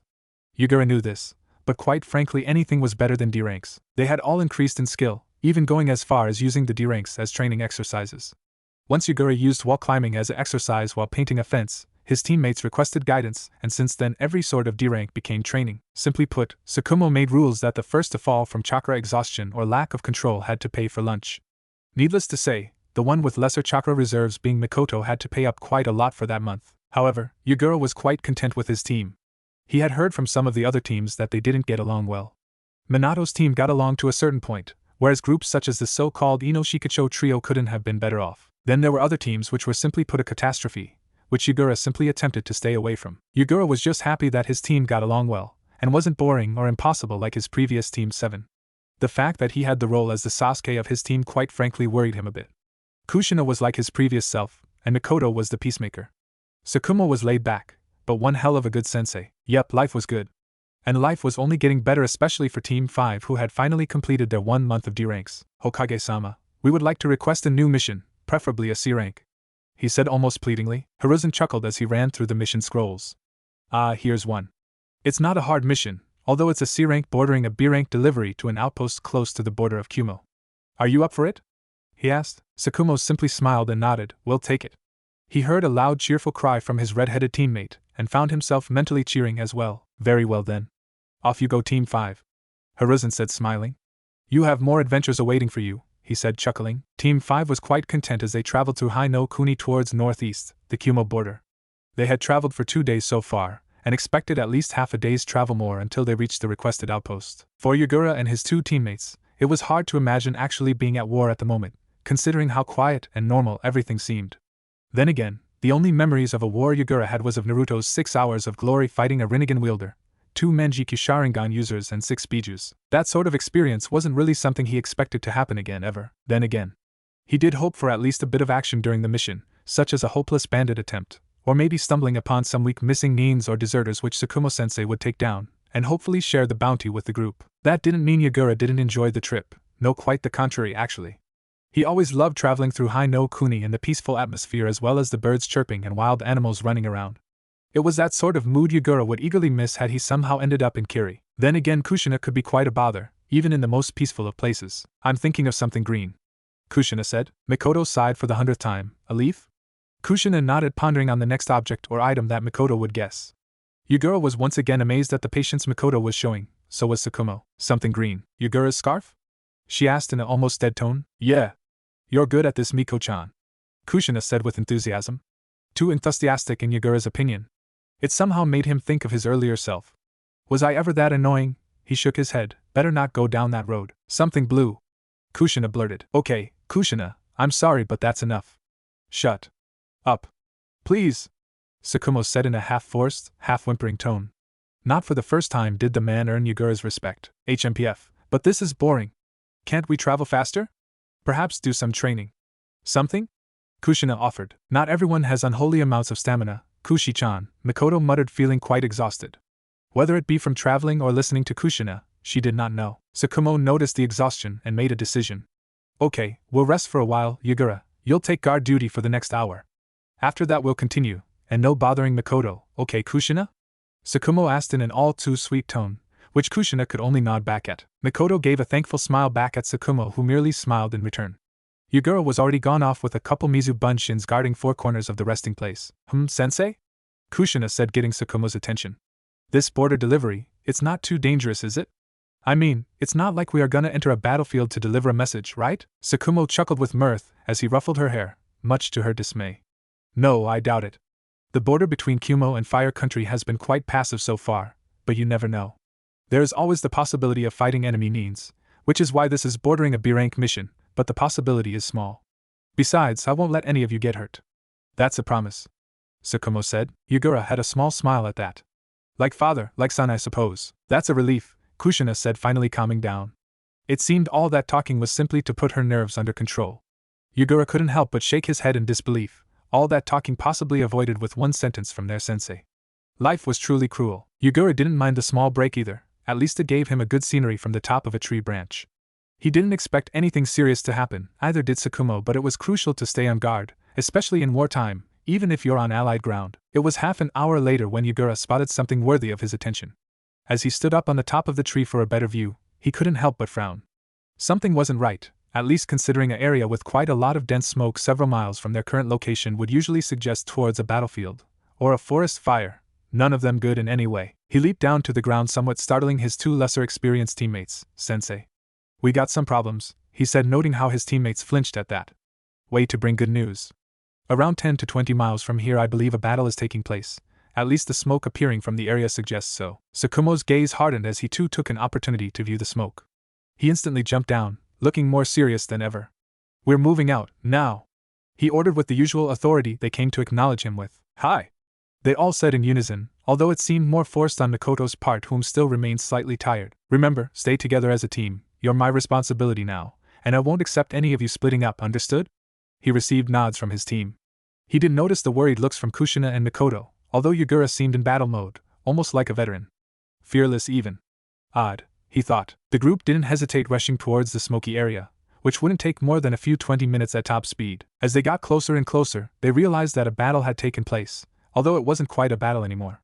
It mostly consisted of ruins and dead bodies of Kumo nin, as well as injured Konoha nin. It seemed that the attack had partly succeeded in turning the camp into ruins. However, it seemed counting the casualties, Konoha definitely came out on top with 0 deaths, but quite a few wounded. Yugura took a glance at his teammates, as he watched them breath out in relief at the outcome of not fighting this day. However, one might never know, and they wouldn't like the next news. Kushina, Mikoto, Yugura said, frowning. Our mission isn't over. Our destined outpost is that way, he said, gesturing towards north, which was unmistakably from where the Kumo nins had attacked from. These news caused the two girls to turn pale for a moment, but hesitantly nodded. He didn't know if he should tell or not, but their current camp was the closest to Kumo's border, and more likely to get attacked. Yugura is right. However, I believe it is safe to call the mission off for the time being. We'll stay here overnight, and await further instructions. It is simply too dangerous moving out with Kumo nins in the area, and this place needs protection for the time being, Sukumo said. Yugura glanced at his teammates as Sukumo-sensei walked off, probably to aid the reconstruction or planning. We got to pack out. We might stay for guard duty here for a while until backup arrives.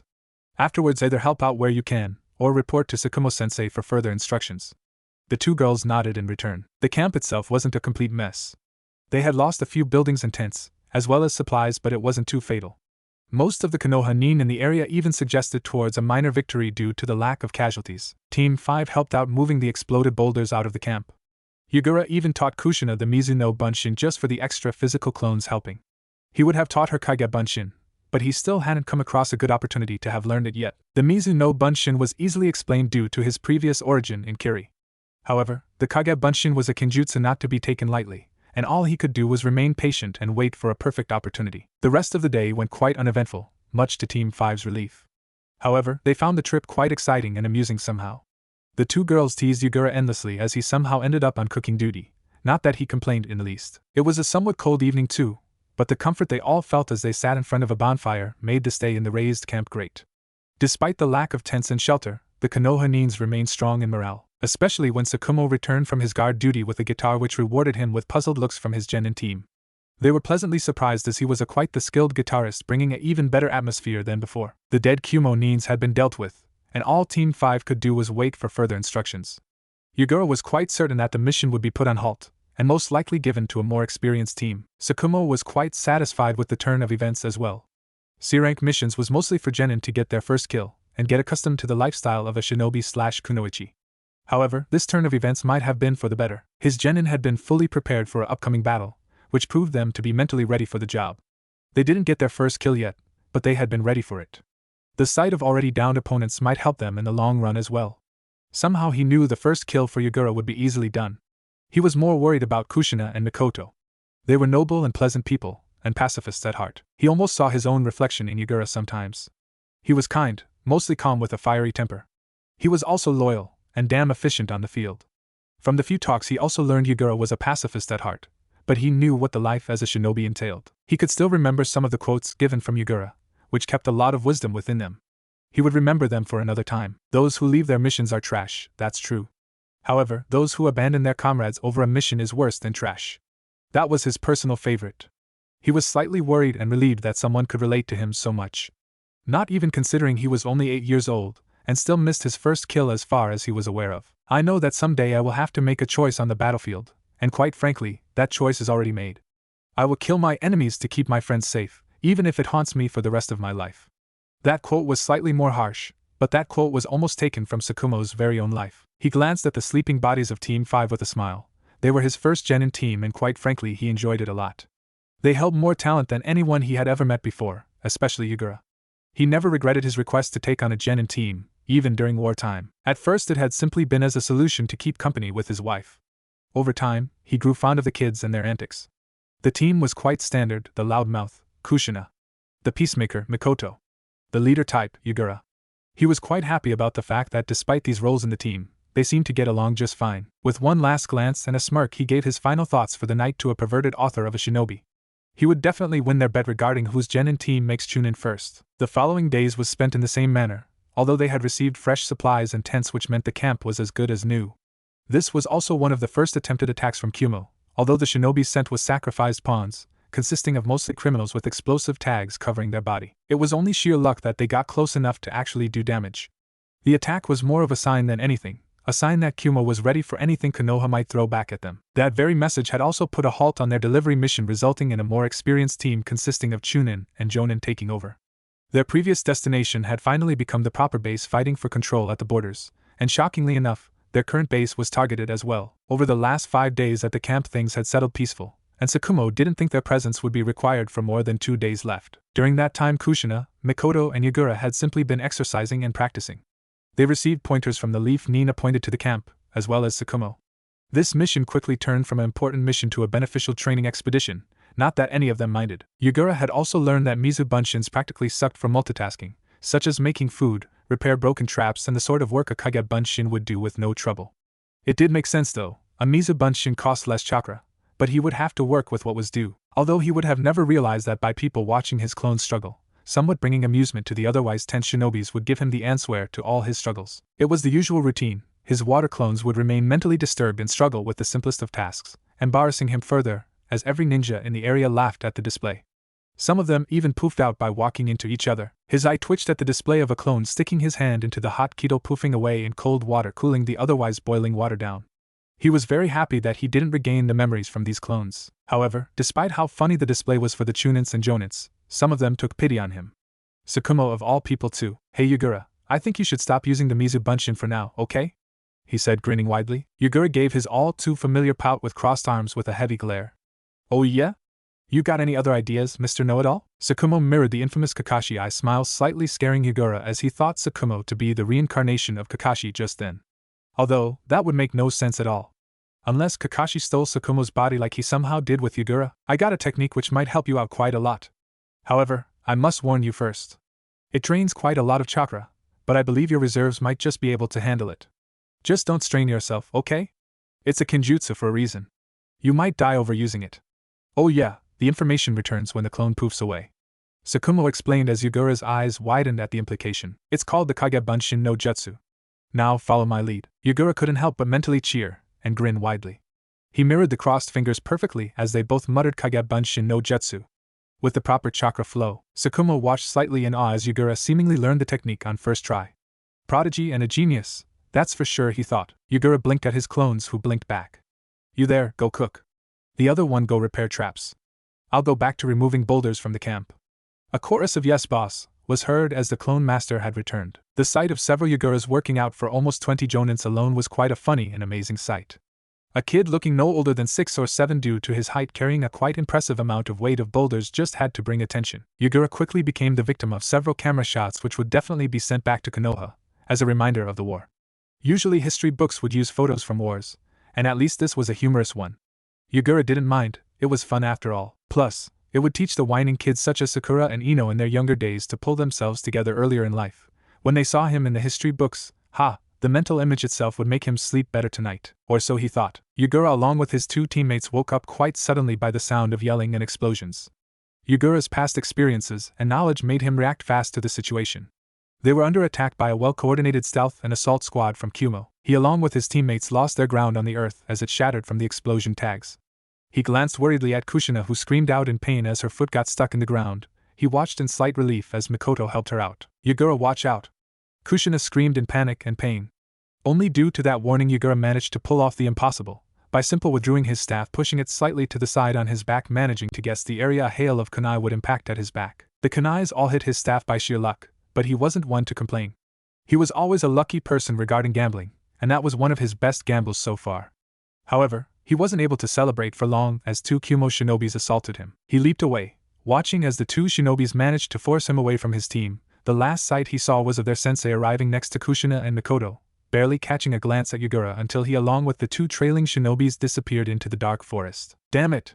Sukumo shouted, almost willing his body to chase after Yagura, but one last glance at his 2 other teammates made him stay. He had to protect them instead for now. Kushina was wounded for the time being, probably a broken foot if she was that lucky. "Mikoto, back up Kushina and support me with long-ranged attacks. We'll get through this," Sukumo yelled in frustration. "Be safe, Yagura." Yagura was worried. Heck, this wasn't what he imagined would happen within 1 minute of waking up. The 2 shinobis quickly became 3, which only meant more trouble for him. He had attempted to drag them off, hoping they would find some other targets.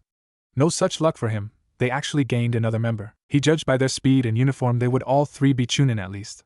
He gritted his teeth. If he played this right he wouldn't have to rely on Isoka for this. Hey Shelster.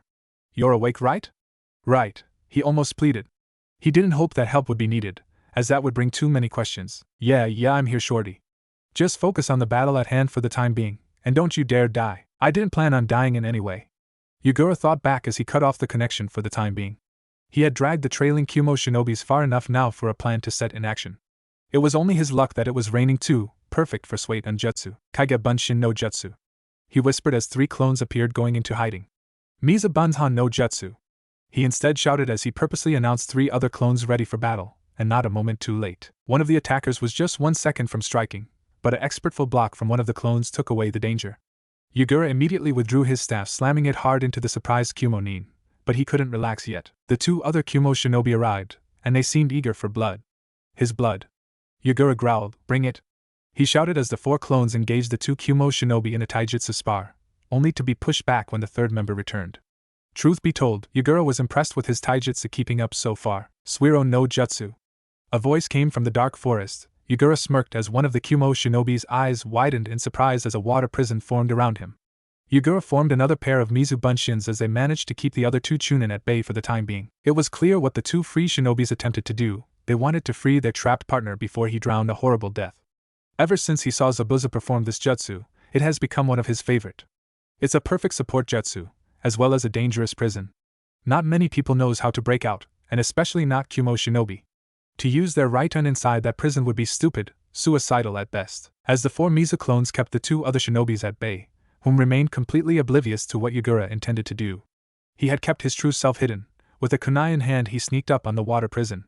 It was safe to say that the imprisoned shinobi wasn't paying attention to him, but rather his struggling teammates. Without further warning the water prison dropped, and before the Nin could react to his freedom the sound of a kunai slitting his throat was heard. The 2 Kumo shinobi watched in horror as a little kid just took out one of their chunin. They were beyond furious. Enough of this. You're dead, brat. The youngest of the Kumo shinobi shouted as he formed hand seals which were quite foreign to Yugura. Raitan, Ikazuchi no Kiba. He shouted as a lightning imitation of a wolf ripped all his clones apart. Yugura's eyes widened slightly. That was his cue to attempt another escape and think up a plan. So far one was down, they would be foolish to fall for the same trick twice. Although he still had 2 shadow clones remaining hidden. As he ran away he noticed something that made his eyes widen in surprise and a smirk appeared on his face. "I'm a freaking genius," he proudly praised himself. For there on the ground was the next trap in his summoned shadow clones plan. That was one of the greater abilities of the shadow clones. They would think like him and come up with strategies whereas he would focus on something completely else. The whole road was filled with explosion tags. He gave one glance back at the 1 trailing Kumo shinobi who still remained oblivious to the minefield underneath him. Yugura gave a smirk and a wave confusing the Kumo shinobi. That was until another voice of a similar-looking Yugura only 5 meters from him said one word which would forever remain the last word of his life. "Katsu!" The clone shouted as a huge explosion took the life of the Kumo shinobi. "You'll pay for that, brat." The angry reply came from the last remaining Kumo shinobi. Now that Yugura could finally get a better look at the kid. He was barely 1 or 2 years older than himself. A chunin barely older than him. Impossible. "Hey! What's your name?" Yugura asked as the face did seem quite familiar. "Tsch, I suppose I can reward you by telling you my name. It is after all the last name you'll ever hear," he said with a dark smirk. "Yatsukie." Yugura's eyes widened. "No way. This can't be. Is this a joke?" he thought wide-eyed and in complete shock. "What's your name then, Gaki? I think I deserve to know yours as well." He asked. Yugura simply blinked. "Yugura. Kenji Yugura," he said blinking furiously. Was this really happening? Did he really face the Yandame Reikage in the body of a former Yandame Mizukage? Ludicrous. And just what was he doing in an assault group? Were they really so arrogant as to send a Kage's son for an assault attack? Sure, they had the numbers, but still a 10 or 11-year-old chunin, who so happens to be the son of a Kage, shouldn't be let off on such missions. They probably took Konoha's forces for granted due to the large numbers sent by Kumo, Yugura mused. A smirked, I see. So this is a Kage family battle? I am surprised you're working for Konoha though, Kenji. Although I won't bring myself into your business. Let's get on with this. Yugura could only smirk. This was almost a dream come true. Last time they met he bested A in speed, this time however things might end up different. Heh, life sure is interesting. Yugura was slightly impressed that A would remember his surname. He supposed history of the enemy villages was important, and knowing of the former Mizukiges was a must. Without further warning, Yugura's eyes turned ice-cold, forming hand seals at an impressive rate. This was a match not to be taken lightly. Suetun, Liken no Jutsu, he shouted as he shot several barrages of darts towards A. Yugura wasn't surprised that A managed to dodge it with speed alone. Yugura kept on attempting to remain at a distance away. He could not risk getting in close with someone like this, yet. Suetun, Ja no Kuchi, Yugura shouted as a water snake leaped towards A, chasing him around. At least this would give him some ground for the time being. Yugura once again praised his chakra reserves. He would need to play this out smart, and the win would definitely be his. If he could somehow lure him into a trap, the match would be his. However, that was not to be, as A's body was surrounded by lightning as his speed increased a lot. It was only by reflexes and experience that Yugura managed to block the blow with his staff, taking another far leap away. Damn it, what to do, what to do? I still have one clone hiding, what's his plan? He thought as his mind went over several tactics. Just then another group of shinobis arrived in the clearing. Yugura cursed as he saw the Kumo Hittite on their foreheads. However, he sighed in relief as Sukumo arrived next to him along with some other slightly wounded Konoha nin along with Makoto and Kushina. It seems they had left the campsite. Things must not have been looking good. Yugura, how are you holding up? Sukumo asked, clearly wanting a quick report. 2 Chunins dead, 1 remaining. Although he's getting on my nerves, Yugura said, showing signs of stress. Despite the situation, Sukumo couldn't help but widen his eyes for a moment at the thought of Yugura taking out 2 Chunins in a 1-against-3 fight. He would have to get the details should they survive. Yugura, we need to flee, now. We have a few wounded who needs attention now. Sukumo shouted as he took a combat stance next to Yugura. Rest of you, get the hell out of here. Yugura shouted, I'll take the small one, he's my target. You'll handle the others, Sukumo-sensei. Yugura shouted as he once again leapt away, gaining distance. A simply followed. No way was he letting such a great fight off just like that. Yugura! Sukumo shouted in disbelief. The kid was playing a hero, and Sukumo didn't like it one bit. Kushina! Makoto! Get away from here with the remaining Konoha nin! Go! He shouted. For a moment Makoto and Kushina struggled at what to do. They gave one last glance at Yugura, who managed to get a clean hit on A with his staff, followed up by another barrage of darts barely dodged by A. They gave their silent prayers as they ran away, leaving silent tears behind. Sukumo sighed, as he withdrew his ninjato once again. Time to get serious, he said, leaking killing intent worthy of a Kage. He immediately dashed forwards, into what would be known as a massacre. Meanwhile Yugura and A was fighting an even match. It was simply a fight of who would tire out first. I had expected Yugura to tire out a long time ago. He just had no idea how vast his chakra reserves actually was. He was slightly surprised as Yugura simply grabbed his wrist, which was a feat in itself, as he smirked. He didn't know why until he felt a presence behind him just a little too late. Another clone with a staff collided with his head as he was forced away. Yugura didn't hesitate to use his advantage, aiming for the staff to penetrate his very skull. He didn't know why, but he didn't feel the shame or guilt for soon killing the previous Yandame Reikage. They hadn't known each other very well, but Yugura knew that he was an honorable man, sort of. The Naruto part would hesitate, but Yugura was furious at the idea of his friends in danger, as well as the sneak attack, and as such he leaped towards A with a determined swipe of his staff which had just barely dodged, saving his life as he watched the very ground quake from the blow. Yugura and A both grit their teeth in frustration and anger. Yugura once again called out for more Kage Bunshin as 5 clones including himself took in position. A memorized the hand seals already, he had after all used the technique twice in this battle. Although not with the use of more clones. Suetun, Liken no Jutsu. All the Yuguras called out at once as several barrages aimed at the somewhat fleeing form of A. Yugura watched pleased as several of the darts hit straight on, but that very attack had done quite a number on his chakra reserves. He wasn't Naruto anymore, and not an Uzumaki with already vast reserves from the very get-go, including slightly increased healing abilities. Yugura hadn't been wounded yet, A however had been hit. I wasn't too tired yet though, Yugura was. It seemed like this battle was still able to go to both sides. I must say, I admire your skill, Yugura said, breathing heavily. You're worthy of your name. Likewise, A replied, also breathing heavily. You're a worthy opponent. I'll remember your name when you die. Yugura scoffed. TSCH, keep telling yourself that. He muttered. Let's play this game by your rules then. First test taijutsu, Yugura said, calling out for 3 more clones. Let's roll, he said as both opponents dashed towards each other. This isn't right, is it? Makoto asked, afraid and in a state of panic. We can't just leave them behind, can we? Kushina bit her lower lip. She too was worried, but Sukumo had given them a task to return the wounded Konoha nins. I don't like this either at all. I should be there to fight. I haven't even done a single thing despite getting injury from the get-go. Tebane, Makoto sighed in frustration. You got a broken foot. You can't go back. Kushina grunted in a very unlike lady manner, courtesy of Kushina only. My foot is alright now, see? She said, waving the foot around. I'll be damned, how did that happen? Mikoto asked in disbelief. Kushina flinched slightly. She knew it was the QB helping her but waved her off. It's the Uzumaki blood running in my veins, Tebeo. It's a bloodline, incredible. One of the wounded Konoha nins muttered in amazement at the healing ability. She quickly shook her head and focused on the task.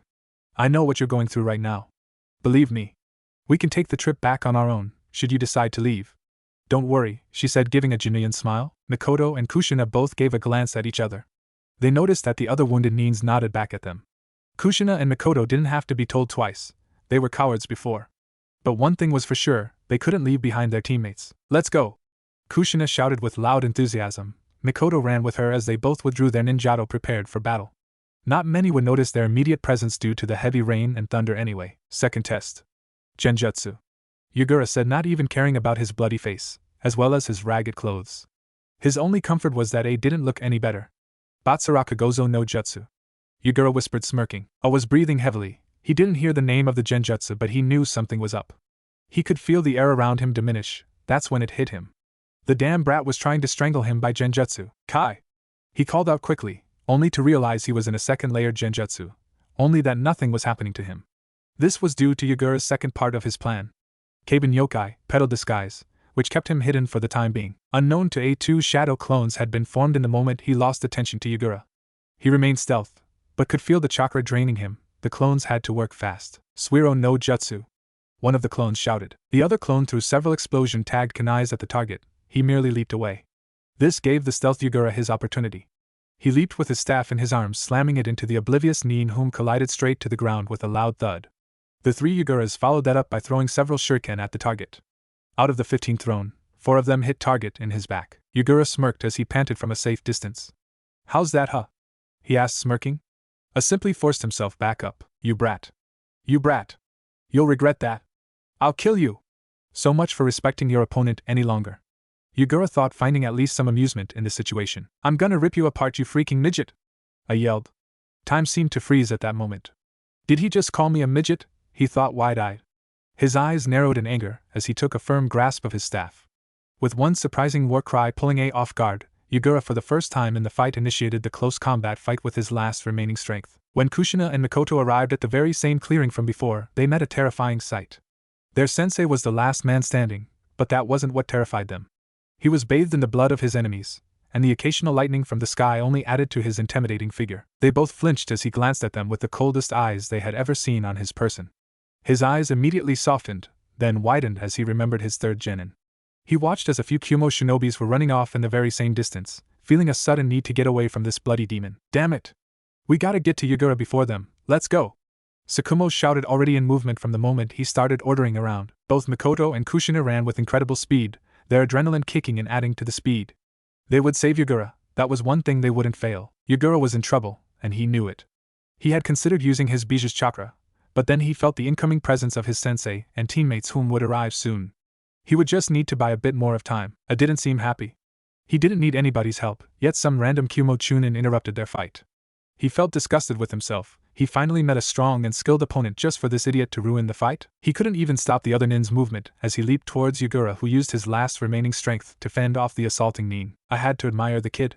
He was younger than himself, yet held his ground against a fresh Chunin both physically and chakra-wise, despite already killing 2 Chunin. He would soon bow under from the pressure, that A was sure of, but the kid had at least earned his respect. He watched as another group of Kumo shinobi and Konoha nins arrived in the clearing, some other brats looking slightly older than the Kenji kid, amused.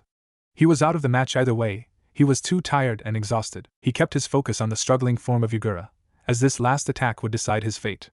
Both of the nins holding, and forcing a kunai to their very necks. It wasn't a fair fight, he realized, as the Chunin was barely winded. He glanced at Yugura's teammates who all seemed busy in their own fight, which meant no help for the brave fighter. He felt a grasp on his shoulders glancing up. It was one of the Jonins who was about to take him away. It wouldn't do to lose a Kage's son, and this mission was a failure. A utter failure. They had spent valuable resources for a worthless campsite which was mainly used for experience for the younger shinobis. They had lost many nins, and it wasn't worth it. Konoha even escaped with quite a high amount of their own. However, he did get to watch the last dying moments of Yugura's fight. The sight was a grim one, which he would remember till his very death. Yugura and the third Kumo Chunin, whose body resembled a bodybuilder, rather than a shinobi, was finally in a lockdown. It was clear that from this point in the fight only strength counted. Yugura enhanced both his arms with chakra, attempting to force his kunai straight to the neck of the Kumo nin. He was surprised though, as the Kumo nin smirked with an evil glint as both his arms won the struggle against Yugura. This scared Yugura more than ever in his life before. He was a ninjutsu specialist, a strategist. He was unpredictable. He wasn't physically strong enough. He had neglected his physical training and now he paid for it. Damn it! Damn it! Damn it! Not like this. It can't end like this. Yugura screamed in his mind as he gritted his teeth in frustration as the slightly stronger opponent forced the kunai closer to his neck. He could almost count down when the kunai would strike his neck. 5, 4, 3, 2, 1. Damn it. I'm sorry, Minato. I didn't keep my promise. What happened next left his three teammates, who had just finished off their own opponent, in a state of shock. Kushina and Mikoto didn't even bother realizing their first kill, watching wide-eyed, shocked beyond belief at the display of blood oozing all over Yugura. They couldn't believe what had just happened. Yugura! They screamed in unison, their scream drowning in the roar of the thunder. They could only watch wide-eyed and barely hear the thud of a body hitting the ground as the sound of someone struggling to gasp for breath, but it all proved futile. The body of a soon-to-be dead shinobi had hit the ground. With that, Yugura passed out, welcoming the bliss of darkness. Damn it! Damn it! Damn it! Not like this. It can't end like this. Yugura screamed in his mind as he gritted his teeth in frustration as the slightly stronger opponent forced the kunai closer to his neck. He could almost count down when the kunai would strike his neck. 5, 4, 3, 2, 1. Damn it. I'm sorry, Minato. I didn't keep my promise. What happened next left his three teammates, who had just finished off their own opponent, in a state of shock. Kushina and Mikoto didn't even bother realizing their first kill, watching wide-eyed, shocked beyond belief at the display of blood oozing all over Yugura. They couldn't believe what had just happened. Yugura! They screamed in unison, their scream drowning in the roar of the thunder. They could only watch wide-eyed and barely hear the thud of a body hitting the ground as the sound of someone struggling to gasp for breath, but it all proved futile. The body of a soon-to-be dead shinobi had hit the ground. With that, Yugura passed out, welcoming the bliss of darkness. When Yugura finally woke up, he wasn't surprised seeing the bandages covering most of his body. He would have either died in the field, due to his teammates losing their fight, or survived with a few injuries from his own fights. Still, he couldn't help but smile smugly. He was capable of taking out 3 Chunin and tire out as significantly much. If that wouldn't show his superiority to Minato, then he didn't know what did. The fact that he single-handedly held back 3 Chunin at once as well as defeat 2 of them was only proof of improvement. He still didn't like the way he completed the feat. It was actually thanks to Minato, and that silent promise he didn't want to break. He had attempted to give his teammates enough time to save him, before he did something ridiculous which would only lead to more questions. He sighed. He had used 2 sorts of combat techniques he wasn't supposed to be using for a long time. At his weakest moment, just a split second before the Kumo nin had the chance to slit his throat, he had called upon Aisabu's chakra, as well as used a Rasengan on his opponent in one swift motion. The Kumo nin was simply too shocked that he let go of his kunai. However, Yugura had been both lucky, reckless and intrigued. The Rasengan had been a violet color, and way more destructive than intended. Instead of simply pushing the Kumo nin away, it exploded on his very neck. Half of his neck and face had simply disappeared in one overpowered Rasengan strike. The nin had wheezed for a few seconds before he fell to the ground dead, which Yugura did as well, although he wasn't going to the afterlife like his opponent. He was simply going to blissful sleep, which he so very much deserved. But this still brought some questions he rather didn't want to answer. Did Sukumo, Kushina or Mikoto notice him using the Rasengan? Did they see the chakra of Aisabu? He supposed using the Biju's chakra was a plausible explanation for the horrible damage caused on the Kumo nin. After all, Sukumo doesn't know the power behind Jinchurikis, and the excuse is easy. I called upon the power of the Sanbai by accident. Oops. Nobody would need to know, or was ready yet to know, that he and Aisabu were partners. He hadn't attempted to transform into any Biju forms, which would not only be insanely dumb but risky as well, considering he was only in an 8-year-old physical body. There were rumors about losing some of your life force every time you used the chakra as well, not that ninjas would care about such effects. If a shinobi survived their career and died of old age, then it was a damned good job done. Not many could accomplish that feat. Yugura obviously could explain to some degree how he saved his life from certain death, with a certain jutsu which only Sukumo could hear about. It all came down to if any of them actually noticed him, or not. It all happened within 2 seconds after all. He didn't get the chance to ponder more excuses or similar thoughts as the door pushed open. Yugura believed he looked pretty damn pathetic as he could barely move an inch in all these bandages. He didn't recall breaking any bones, but he simply believed the nurses liked to turn people into mummies. As the door opened, he was greeted by his team. He couldn't help but admire the timing they came in. Just few seconds after he woke up. Just great. Great timing. I just woke up a few seconds ago, Yugura said, eyeing the bandages in distaste. Can someone help me out of these things? Yugura didn't get an answer as he glanced up at his team. Kushina and Makoto was glaring at him, while Sukumo was staring at him in amusement. He didn't quite understand the sudden mood change. They seemed so happy when they first entered. Baka! Kushina yelled, pointing an accusing finger at the blinking mummy. Makoto mirrored that remark by glaring as well, with crossed arms. What did I do wrong? Yugura asked, curious. As far as I recall, I kicked ass. I took down 3 Chunin, in fact. I survived a 1-on-3 battle even when they were all older, as well as higher rank than me. Sukumo laughed at that remark while the 2 girls still glared. How long have I been out? A week, was the quick triple reply. Yugura's eyes widened at that. No wonder he didn't need these bandages, he was all healed up already. He shrugged nonchalantly, to his best efforts having almost every muscle restricted from movement. These bandages was some tough stuff.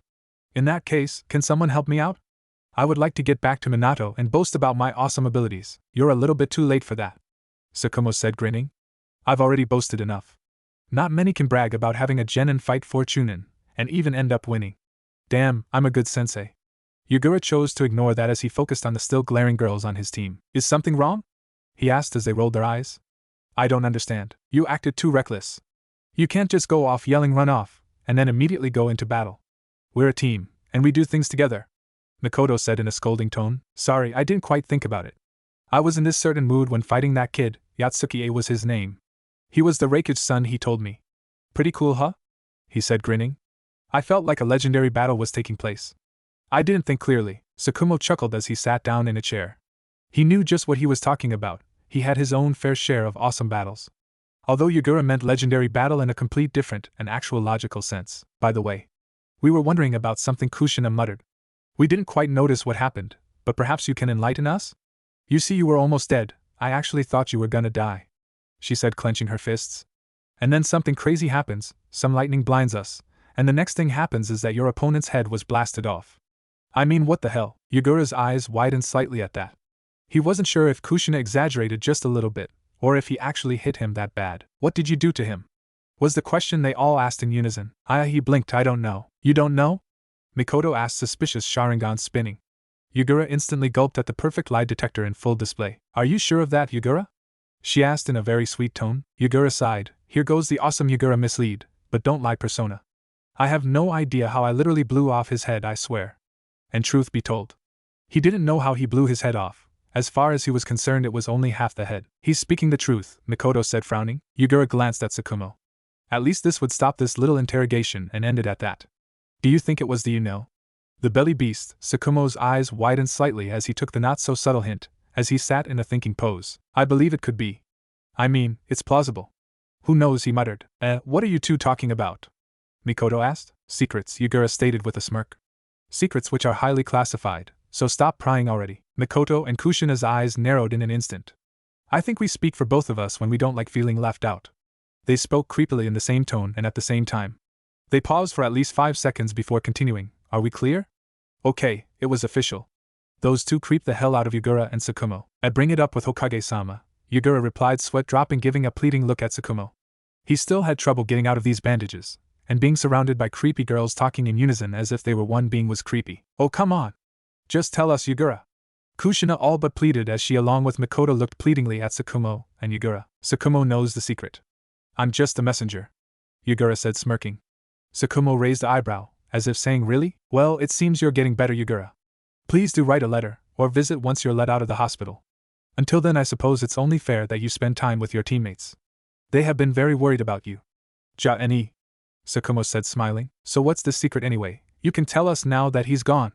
Kushina said, eyes glinting evilly. You're doing this in a wrong approach, Kushi-chan. It won't do to beat him up. Makoto berated her. Yugura simply raised an eyebrow at that. Since when did they play nice? I have a better idea, you see, Kushi-chan, she said, searching through a closet. My staff. Yugura all but cried out loud. Kushina grinned. So you get your staff for this secret smash heads technique of yours, deal? No! Yugura cried out loud. It's a S-rank freaking secret. Hokage-sama is gonna get my head if I told you. Really? Makoto said in disbelief, sighing. Oh well, you know how to get your staff. Come on, Kushi-chan. My staff. My heirloom. My precious. The two evil teammates simply ignored him to their best ability, which seemed to be easier said than done. Yugura could yell very loud when angry. Hell hath no fury like Yugura's scorn. During Yugura's stay in the hospital, he received a few hints as to what was going on with the war. Apparently the campsite they had been defending was completely annihilated. However, it seems like Konoha came out on top even in that exchange death-wise. Yugura still didn't quite get Kumo's mind about that assault mission. They acted too reckless, which he pretty much ended up using to his own advantage, earning 2 free kills on 2 higher-ranked shinobis than himself. This feat alone made Sukumo request a Chunin promotion for Yugura, although Hiruzen quickly declined, refused and shooed Sukumo off instantly. When Yugura heard of this, he wasn't sure what to think. He was skilled enough to be a Chunin, that was for certain. The Hokage didn't want him to become a Chunin, because every Chunin will eventually get sent to the front lines. He didn't really care too much for that. He simply wanted to beat it into Minato's face that he would get a Chunin rank first, no matter what it would take, other than those small details regarding Yugura's shinobi career. The war has been pushing into more brawls, battles and sabotage missions all over the world map. The world was in the full definition of a war, and Team 5 was just unlucky enough to end up in the middle of it as it begun. Kumo seemed to push towards Haino Kuni, which didn't come as a surprise to Yugura. So far Konoha seemed to be stable, not many useless deaths occurred. That didn't mean Konoha was passive, far from it. It was a well-known fact that Konoha was considered the strongest of the 5 hidden villages. While Sand was pushing towards IWA keeping them busy, Konoha was holding off on their own against Kiri and Kumo on 2 different borders, which Konoha did surprisingly well. Hiruzen didn't even believe that Genins was needed for this war, but it was still too early to tell. Yugura knew that the war took 7 years the first time around. It would most likely end up around that length this time as well. He would be 15 when the war ended.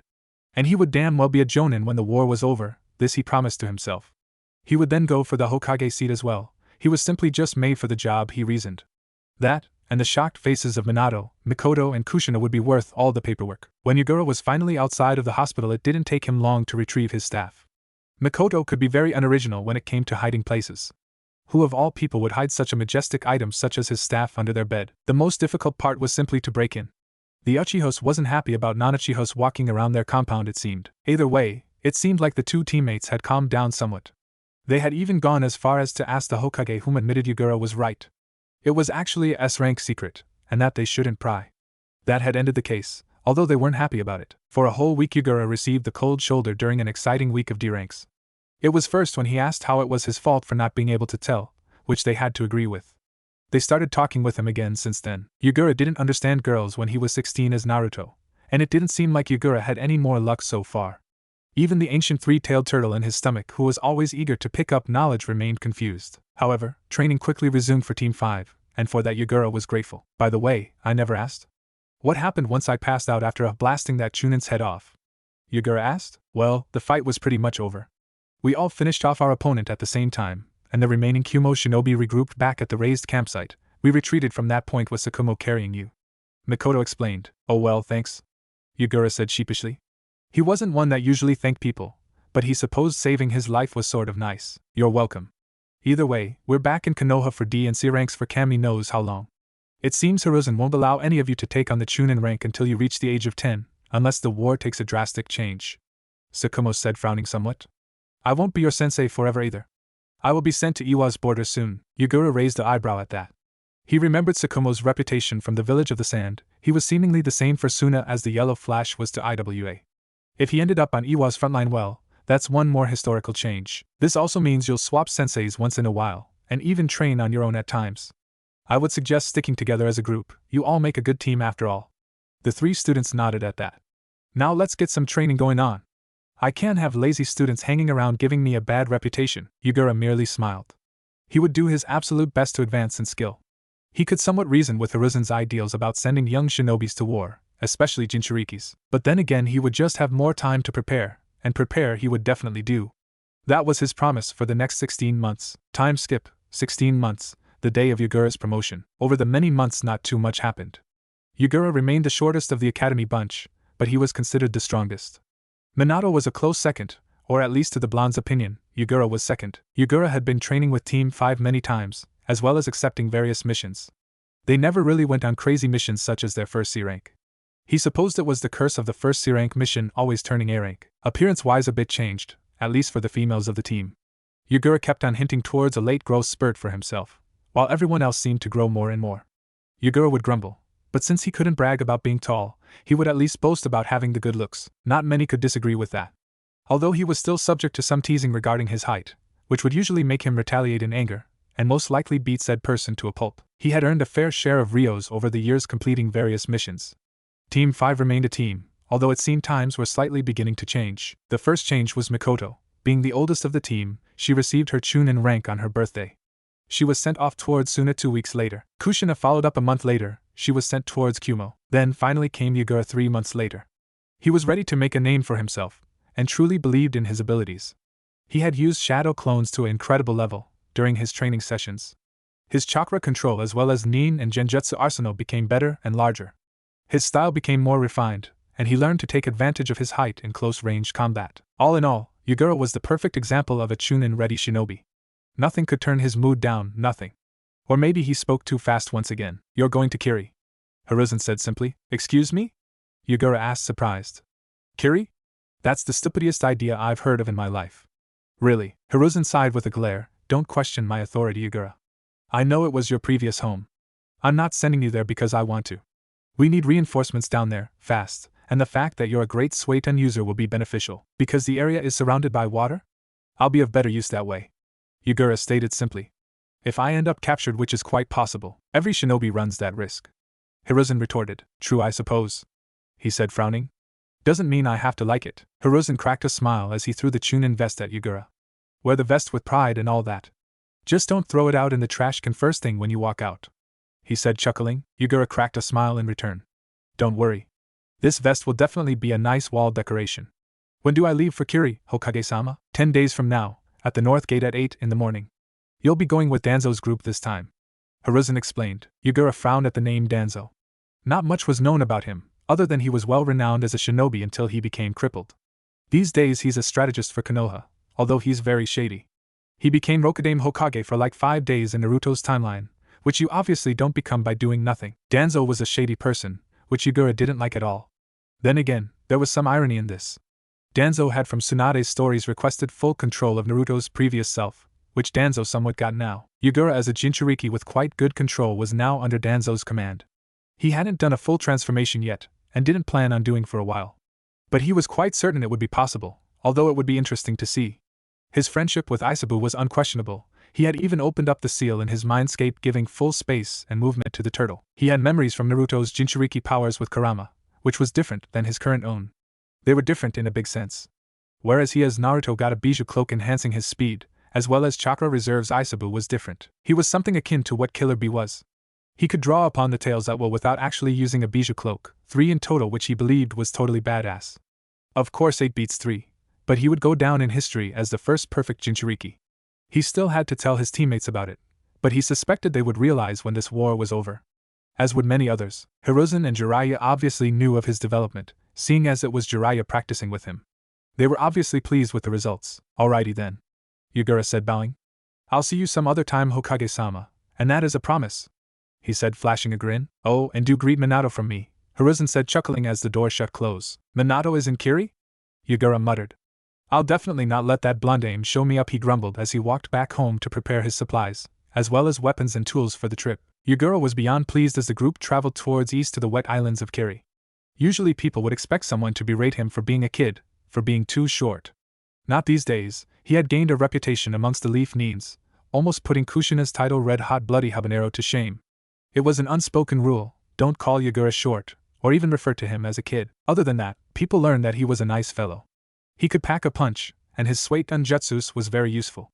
All in all, he definitely had capable Jonin skill as a Chunin rank. During the trip, Yagura had kept an eye on Danzo, who in return kept an eye on Yagura. Hiruzen had told Danzo of Yagura's secret tenet due to him being the general of their forces in Kiri.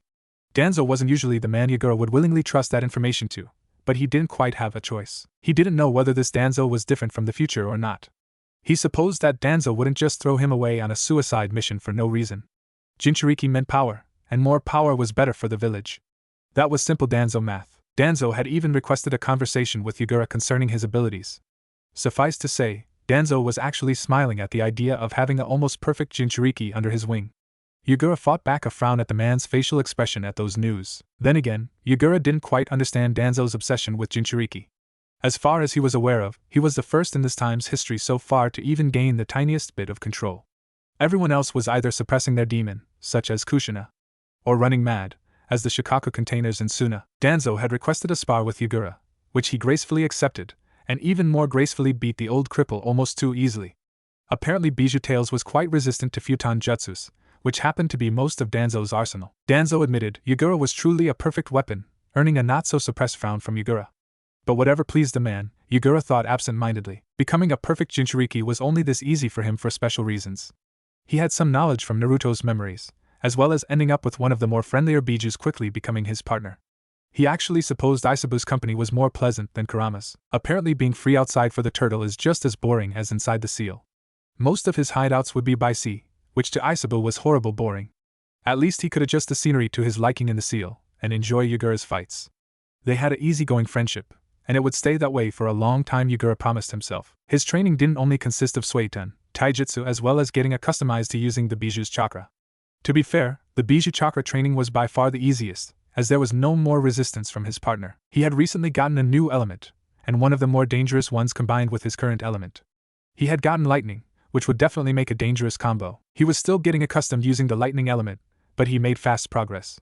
Well, considering the masses of shadow clones he made for a simple training session. As the group of about 200 shinobis walked through Mizu no Kuni, Yagura couldn't help but suppress a small smile. The whole area was perfect.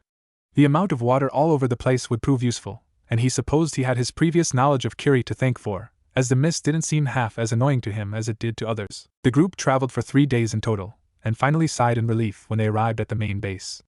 The base itself impressed Yagura. It was more like a fort than the usual campsites with tents. This seemed more like a minor town, most likely an abandoned town which Konoha simply had taken over.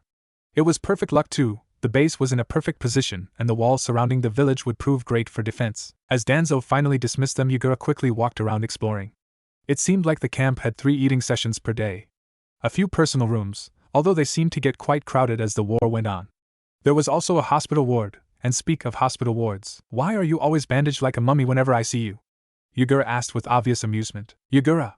You're here? Minato asked, then shaking his head. It's great to see you, really. You being here probably means reinforcements arrived? Another quick nod and a sigh of relief. Thank Kami for that. Yagura took this time to get some information. Leaning towards the wall, another round of questioning rounds between the two friends and rivals was shared. Such as how things was going in Konoha in Minato's case. Or simply how the war was going around here, and some tips or information as to how Kiri would usually fight. At the end of their little chat, Yagura realized Kiri hadn't changed in the least. They still relied on stealth and ambushes. Too bad for them. Two could play that game Zabuza style in the mist and lots of water prisons. The next few days was spent pretty much doing nothing.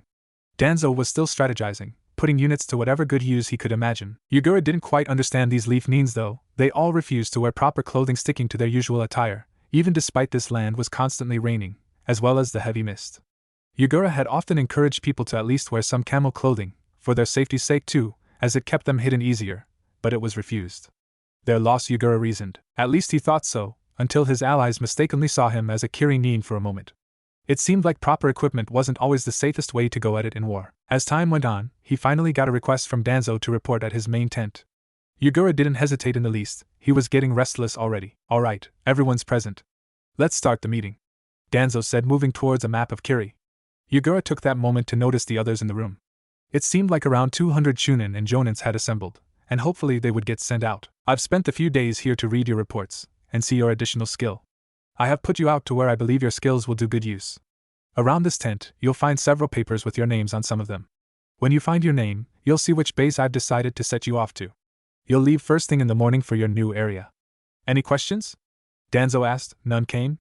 Alright then, get to it. Yagura sighed as he waited for the others to stop looking. The place was crowded, that much was for sure. The fact that everyone was taller and blocked his view was annoying too. He somewhat toyed with the idea of using one of Aisabu's tails just for the extra height. The sight would be a hilarious one, that's for sure. As time passed by, more people left the tent. In the end he found himself at Point 4, which was a base 50 miles to the north, which he didn't mind too much. He was a bit put off that he hadn't been placed with any of his friends. He knew for a fact that Inoichi, Minato, Hizashi and Shikaku was around the borders of Kiri, but all of them in different base points. He quickly found the few other people whom were going to the same point as him. It wouldn't be wise traveling alone. They agreed to meet up and travel as a group of 8, just as a safe precaution. The travel itself went quite uneventful, thankfully. Still, the place that Point 4 was located at was a quite special area. Somehow he couldn't help but think that Danzo actually was quite smart. Yagura had often been talked about as a smart strategist, and a shinobi using his head to develop plans in mind. He was also quite sneaky, plus his jutsus was perfect for entrapping enemies. He was known to outwit every opponent, and this sort of area was perfect. It was a big swamp, although somehow trees survived living here, and was quite frankly everywhere. It was the perfect environment for Kiri ninjas to fight. An easy place to sneak up on your unknowing opponent and slit their throat and disappear as quietly into the mist as you came. That was the way Kiri ninjas worked, and as many people knows, water is the best friend for a Kiri nin, as well as the mist. However, it was also a perfect place to develop various battle plans in the heat of battle. There were various easy spots to hide and plot various tactics, such as using Kage Bunshin to place various traps. The place was perfect. In his first 7 years of living here, mist did give him somewhat of a resistance to the wet place, and he could easily tolerate the mist. Other people around the point wasn't as easily adjusted to the area and complained quite a lot. Yugura reasoned that he had put to this base for several reasons. 1. Since this place would never work out as a full-out open battle, it was more of a sneak and assassinate war. He was a sensory ninja, with a quite high developed skill level. He was perfect for defending the point, as well as do some damage. However, it was also one of the most dangerous ways of doing battle. He would sneak into enemy territories, and pray that he didn't mess up. The camp was just that, a camp. A few tents was over the area, with a deep green camo color camouflaging the area. It was a weird way of doing war, but they had to defend the point anyway. Any safe entry into Hai no Kuni wouldn't do well at all, and Yugura being placed here was obviously for smart reasons. He wasn't bothered by the weather or climate in the least like most would be, quite the opposite actually. It was almost a nostalgic sight. He was perfect for the job to say the least. He had been at the point for a week's time, and he could honestly say he understood the meaning of living amongst assassins. The whole place seemed dangerous, as if any corner would hide a Kiri nin. It was stressful to say the least. The mist did little good as you could barely see 5 meters ahead of you. They depended on their senses to say the least, and that was saying something as their enemies was most likely seasoned in the art of silent killing. However, to his relief most people assigned this point was sensory ninjas, or at least had some abilities to locate and sense their enemies. So far Yugura had killed 3 assassins, and to his relief realized how much his sensory ability had improved over the years. He had just received his first mission too. The missions given at this place was different from many others. He imagined that his friends was having epic battles, while he had an assassination mission for one of the more troublesome Kiri nins who was spotted repeatedly at a whorehouse. Oh joy, the fact that he was taken for the job, as he could easily disguise himself as a younger child. It was humiliating and annoying, but Yugura couldn't quite disagree with the leader's points. So he ended up in ragged civilian clothing, as well as dirtying his face on purpose. He would have to look younger than he possibly was, and his face was a key point to this. He was wished good luck, and was left on his own. These missions was solo missions and done by your own skill alone. If you were captured there was no hope of ever returning. That was the cold truth, and Yugura realized that. He imagined how reluctant Danzo actually was of putting him here. It was true Yugura's skills worked perfect for these sort of jobs, however losing his newly gained Jinchuriki at a whorehouse would prove stupid, and serve for some funny war stories in the future. But still, he had to look away from the Jinchuriki part, and put him where his abilities was at best use, even though it was possibly the most dangerous base of them all.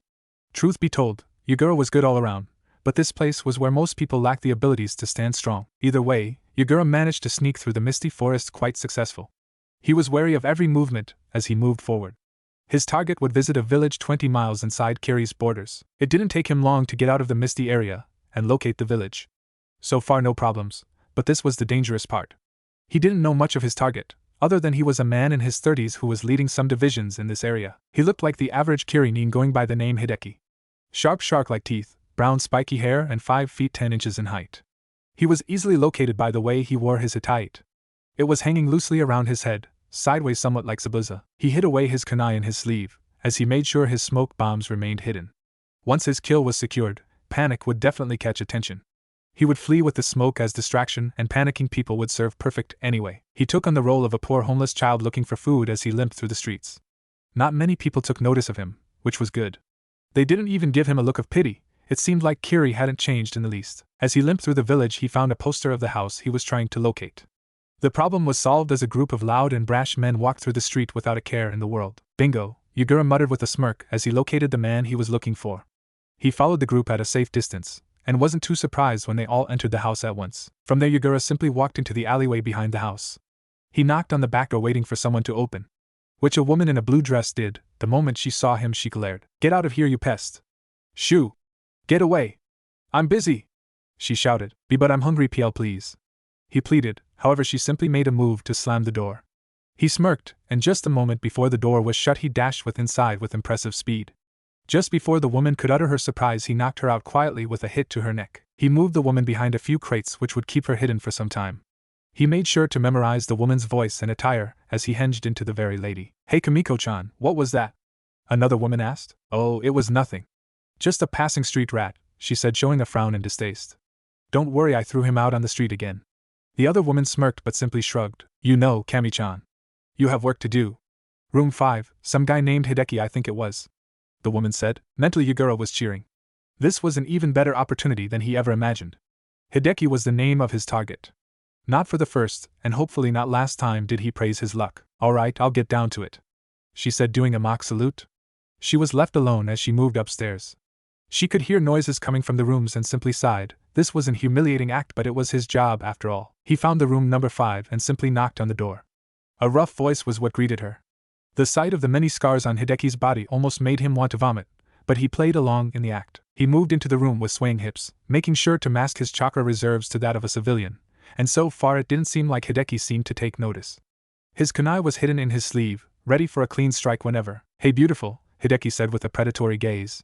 She merely forced a smile and returned, moving forwards. Hideki wasn't subtle in the least and simply grabbed her. Yugura found himself lying on his back to the bed with his arms behind Hideki's head. This was humiliating, but oh so easy. "Don't worry, I'll be gentle," Hideki said, smirking. Yugura couldn't help it. He giggled oh so innocently. "Oh? Don't worry, I won't be feisty, I like that," he replied. "You have no idea," was Yugura's last words as the kunai in his hand rammed into the man's neck. Hideki watched wide-eyed. He knew he was a dead man. However, by his glare, and the fact that he was surprisingly still alive despite struggling to stay awake surprised Yugura. He didn't seem to be one giving up. Yugura noticed what was going on, and could only mutter a shit as explosion tags seemed about to explode around the man. He simply threw the soon-to-be-dead body of Hideki to the side, rushing for the door. The moment he opened the door, he was blown out of the room by the explosion. The room was on fire, and the damage to him hurt. As more people ran outside screaming and yelling, he noticed something crucial. There was 5 nins, and they were all looking at him with murderous gazes. He realized just then, his henge had fallen. Without further warning, he threw the smoke bombs, with a scream of Taju Kage Bunshin no Jutsu. As 20 clones formed, running around in every possible way, Yugura leaped through the window along with 4 of his other clones. He rushed through the village, finding himself gaining distance, although some of the persistent nins was still trailing him, and from his dismay and horror more people showed up. Before he knew of it, he and his remaining 4 clones was the only ones remaining. With one quick glance over his shoulder, he noticed 3 of the nins was hot on his trail, and from his horror some of them seemed to be Jonin skilled at least. "Shit!" Yugura cursed as the nins trailing him kept on gaining in on the distance. Yugura chose that moment to throw the last 2 smoke bombs, along with 3 kunais with exploding tags. The plan was simple. He had to make the other ninjas slow down, and who wouldn't slow down with the danger of getting blown up in an area you can't see? As the diversion seemed to work, he continued his rush out of the village. He was slightly relieved when he reached the forest. It was safer here despite still being in enemy territory. The amount of hiding spots, as well as ambush possibilities, would help him greatly, and just by taking one last look behind him, he was relieved at the possibilities. He won't get away without a fight, he knew that. The 2 trailing Jonin Kiri nins didn't seem amused at all, they looked murderous. Yugura created 2 shadow clones to split up, and hopefully aid from outside the fight. Hopefully they would place some neat traps or something else. When that was done, he simply stopped his movement, as 3 seconds later the 2 Jonin arrived just in front of him. Yugura didn't hesitate to attack. He couldn't waste any time talking lest more nins arrived. Yugura needed to finish this quickly. That also meant he would have to go full out. With his leap, he attempted to slam his staff into the shinobi's abdomen, but was blocked like any shinobi would expect. He took a sidestep to the right, swinging the staff wildly as a fierce attempt to just hit once more. As it was blocked, he smirked. Nobody would expect a sudden spike tail to stick out from your enemy's behind with no warning whatsoever. And especially not a hard-as-iron shelled tail with spikes at least 2.5 meters in length. The nin wasn't able to avoid the surprising hit, which slammed into him with fierce force, impaling him on the spikes. If Killer B watched this, he would have been proud. Although, Yugura was probably his senior these days, considering B wasn't even a Jinchuriki yet. Still, he took pleasure in combating like this, and he could feel and knew so did Isabu. It was ingenious too, since he didn't use his Biju cloak form. Nobody would sense the Biju's chakra since it wasn't flaring wildly around. The Biju cloak was only used in the extreme situations, which he just had a gut feeling would come eventually during this war. The Kiri Kunoichi watched this all happen in seconds. She was scared, but her honor wouldn't let her flee a lucky kid just like that. Instead, she leaped towards Yugura, whom simply engaged the fight with his staff blocking every strike. The Kunoichi was surprised at how resilient the staff was. Any normal would have been cut to pieces, or at least received marks. Yugura's staff didn't receive a single marked cut. She not only had trouble avoiding his staff, the tail was wild and fierce, swinging all over the place. She found herself on the defense, as Yugura not only attacked with the Biju tail but used it to maneuver around as well. She attempted one of her more difficult jutsus, doing incredible fast hand seals, 44 within 2 seconds, which would hopefully keep the monstrous kid in front of her to slow down, and hopefully get an opportunity to flee. Suryuden no Jutsu! She shouted as a powerful and fierce dragon shot towards Yugura. She took that moment to run in the opposite direction, watching in relief as Yugura was pushed back, and before she knew it the distance was too great. And that was her mistake, she became too relaxed and carefree. A second later she felt her ribs crack as a staff impaled her chest. What? She muttered in horror and shock. In front of her stood 2 Yuguras with the coldest eyes she had ever seen on a child before. She didn't know more as one of them immediately impaled a kunai straight to her forehead, killing her immediately. Yugura received the information from his 2 shadow clones as he picked up the pace for his home base. He felt adrenaline kicking in, as he could feel his legs become wobbly out of the drain and excitement. He hadn't felt like that in a battle for 16 months, and the feeling was all too great and addictive. He was pleased with his work too. Not only did he complete his assigned mission, he managed to kill 2 Jonins in the escape too. That makes 3 Jonin in all. He subtly stealthed through the mist as he came closer and closer to his camp. As he arrived at the camp, he collapsed to his knees weakly despite not feeling tired at all, but his legs was wobbly as he finally stopped moving. He watched as some of the Konoha nins came over to him. He couldn't help but smirk as his body was still shaking from the excitement and adrenaline coming from the mission. He said one thing which made the other assassin shinobi smirk. "That was awesome," he muttered.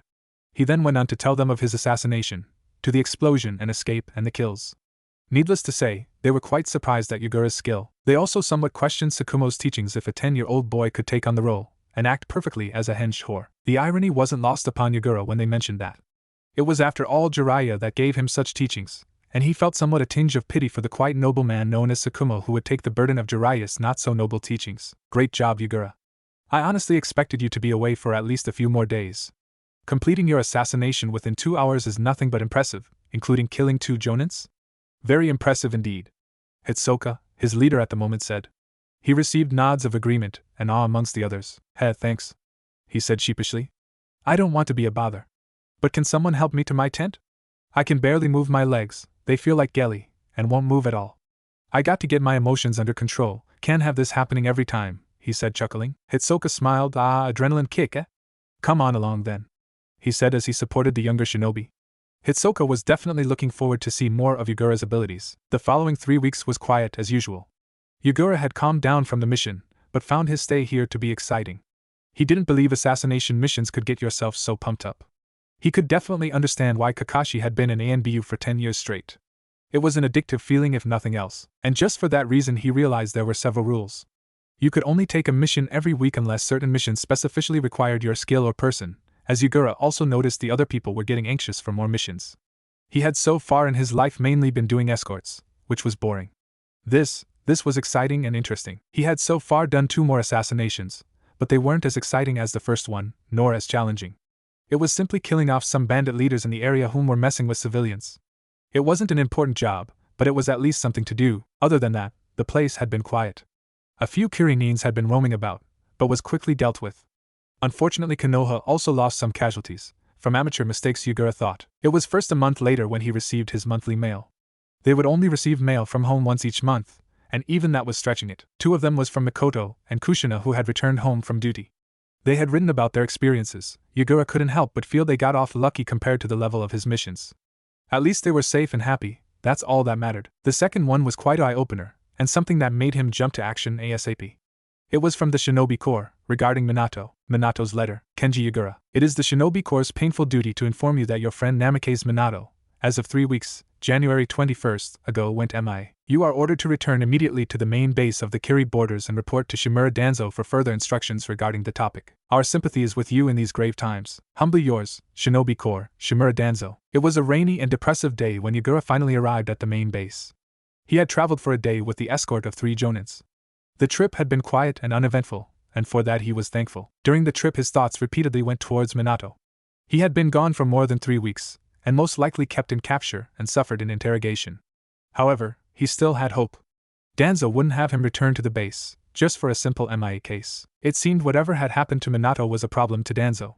Possibly some important people in Minato's group had gone missing as well. For a moment he actually hoped that was the case, just to shake his head in disbelief. It was a cruel thing to wish upon others just for a little bit of hope. Another thing he was happy about was his growing reputation. Already in Konoha he was some sort of celebrity, and his few success in Kiri so far was well spoken of. That was all good, yes. But that wasn't what people knew him as. People knew Yagura as an ambitious shinobi, whom people put great hope in for the future of Konoha. Some people even talked about him taking on the Hokage hat someday, lest he dies in the war. People knew this, of course, but what made him truly famous was his temper. And as he slammed the door open to Danzo's office, that persona of the angry Yagura was in full display. "Danzo-sama," Yagura said impatiently, quickly and straight to the point. "Reporting for duty." His voice was calm, professional, although Danzo could literally sense the killing intent rolling off Yagura. It wasn't really pointed towards Danzo, but rather everywhere with no real direction. Danzo took that moment to look upon his subordinate in admiration. A 10-year-old shinobi had to be skilled to pull off such killing intent. After a few seconds of waiting, he decided to speak before the small shinobi spoke up again. "Greetings, Yagura-san. I believe you served well at Base 4, yes?" Danzo asked. Yagura merely glared. "Get to the point, Danzo. You sent me a letter requesting my immediate return. You wouldn't have done that for just a simple need missing in action. There is something else going on, now spit it out. What is the situation and my orders?" Yagura hissed back. "Calm down, Gaki. It's not healthy leaking off that amount of killing intent without a break once in a while." An awfully familiar voice spoke out from behind him. His eyes widened in recognition. "Jiraiya, in the flesh." Jiraiya replied, grinning, as his face grew serious in an instant. "I heard about Minato's situation 2 weeks ago and made my way over here. Take a seat, Gaki, and I'll tell what's been going on. I would offer you a much-needed drink as well, but Sensei would probably look down on me for doing that." Yagura didn't hesitate as he sat down with crossed arms and a facial expression of utter seriousness, slightly startling the two adult shinobis. Yagura didn't even look like a kid in that position, despite his small height. "Right, let's get down to it," Jiraiya said, sipping some sake. 26 days ago, Base 6 requested reinforcements, as several Kiri nins kept on pushing through. Several of our ninjas was sent off to defend the base, this includes Minato. However, due to a slip of information, or a spy from the inside, Kiri received word of these reinforcements. He said, pausing as to let the information reach Yagura. Danzo took on the storytelling from there. "We had sent an amount of 150 shinobis as reinforcements. They never reached the base, and little is known except they were ambushed. Half of them died, and the last remaining are kept imprisoned and most likely will die soon," Danzo said, growing irritated the way the war was going. "However, Kiri has kept them alive, much to my relief and dismay. I'm relieved because there's still hope, and 70 to 80 shinobis imprisoned is a big risk to take. They are definitely trying to get much wanted information of our weaknesses and strengths. It just shows how resilient our shinobis are for not breaking down yet," Jiraiya said. "They are being kept imprisoned in one of their main bases, 65 miles from here. It is very well defended, and a direct assault is too risky, and a stupid approach," Danzo said as Jiraiya nodded. "This job requires stealth." Yagura sat there taking in the information for a while. It all seemed too unreal. They were going to sneak into a base, which seems more like a fortress, and sneak out 80 shinobis? That was the stupidest idea he had ever heard. "That's stupid," Yagura said bluntly, receiving two somewhat amused glances. "You can't just expect a few spies to sneak in and release 80 shinobis and leave just like that. That's just, I don't know what to say. Hopeful, stupid, and a waste of effort," he said. Now, Gaki. You're right that it would be impossible to free 80 shinobis kept imprisoned deep inside their base. However, who said that this was a rescue and flee mission?" Jiraiya said. Yagura finally caught on. "You plan on making an attack from the inside out? So it's basically a suicide mission?" he said through gritted teeth. "Far from it, Gaki. It's a dangerous mission, yes, but it's not considered a suicide mission.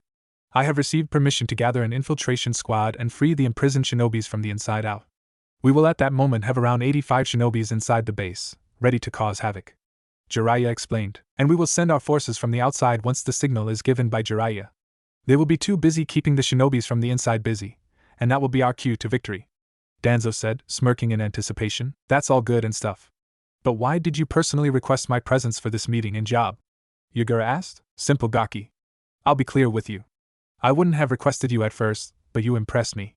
I read your reports. You're basically an upcoming king of infiltration. Your assassinations are perfect, and with barely any flaw," he said as he bit his lip in worry for the next choice of words. "And quite frankly, you're quite hard to notice. I mean, you're small, quite fragile looking, and barely make any voice when moving around, and your chakra control is perfect, to the point that you can easily hide your chakra presence completely," he said, already feeling the dark intent from the mention of small. He quickly continued, "And most importantly of all, you're a sensory ninja." Yagura calmed down and had to agree with Jiraiya's reasons.